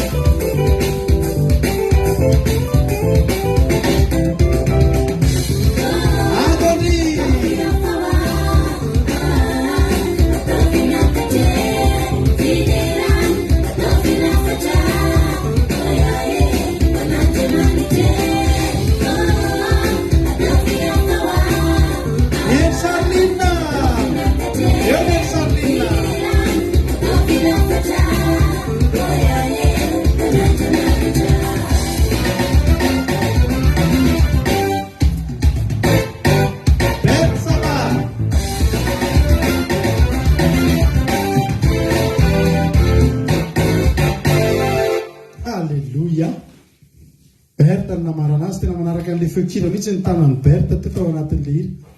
Ao ary ao iantsika ato anatin'ny fiderana ray zay ny lasa roa zay ny lasa mbola anao hira roatsika ndaotsika mba angataka ny olona ndray ary angataka anao hira ray mampionina dia oriny an'ity ity a zay mangataka hira voalohany eo ny hira mananatsika ny fotoana ianareo mpijery reo zany a dia mba mangataka hirinareo raha misy hira tianareo hira mihetsiketsika fiderana dia soraty eto amin'ny commentaire eto dia zay ny amananatsika ny fotoana ao azy lasatsika groupe zay maresy ao azy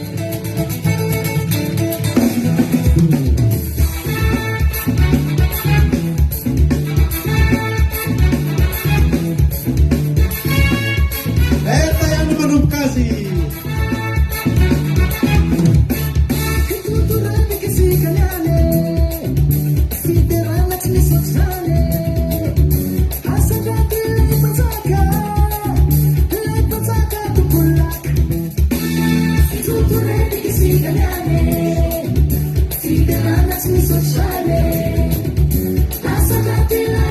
Yata sialeza uriamana Yewas Sultan di cara sudah beunya tersikar Yata siala Izum Fatma Fnat Jabi Erika Ruka Hallelujah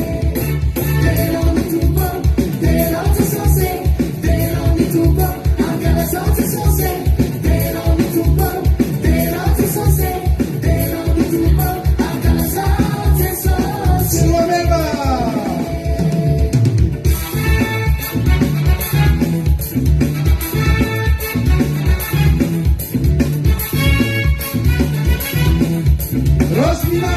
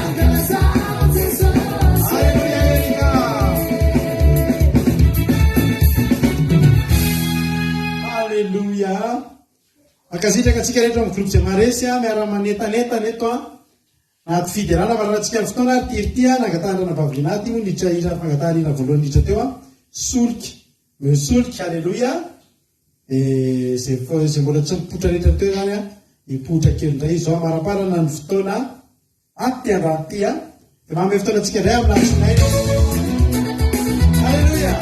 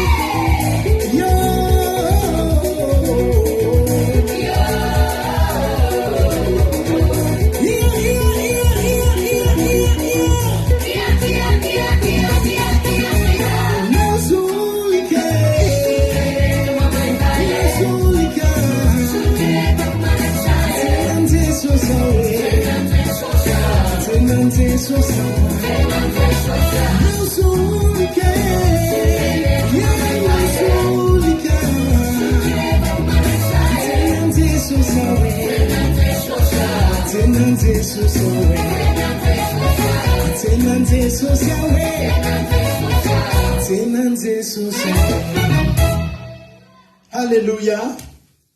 Sotra tsika rehetra ny aranetana teto groupe zay maharesy hotahin'Andriamanitra hatrany eny tsika tsirairay avy misaotra anao rehetra ihany koa nahatranay niaraka taminay teto hatramin'ny farany igoka sy ioty ny vokatra zao fitandremantsika amin'ny sabata zao ny tsika tsirairay avy safara zay manao ny sabata amin'ny sabata ho fafinaretana ny ten'Andriamanitra dia mirary fahasambaranao anao indray ny tenandro ty mirary fahasoavan'Andriamanitra ary aza atao anakana an'Andriamanitra tsy tahanao toeponao fa ataovy mihitsy hoe vonin'Andriamanitra ny rompanao dia irotsaka amintsika ny fitahin'Andriamanitra amin'ny terinandro ity izy amintsika hoe tanana fahasoavan'Andriamanitra tranga eo amin'ny fiainantsika tsy takatry ny saina amin'ny terinandro ity dia hotsaronao zany fotoana nitahin'Andriamanitra anao sy tamin'ny alala amin'ny teniny izay ny lohany zany fitahin' zany tamin'ity androany ity amin'ny aratsinay maraina ndrayntsika miona amin'ny sivra maraina nareo miaraka amin'ny mampiona anaty vavaka maraina amin'ny sivra sasany alina kosa miaraka amiko anaty vavaka fiombenana akiradio point radio 12345.com afahanao miheny nonjapeo akiradio misy toriteny isaky ny ady telo amin'ny ray amin'ny efatra amin'ny fito amin'ny folo maraina amin'ny ray amin'ny efatra amin'ny fito arivo samita iny tompo daholo mahereza daholo halleluja amen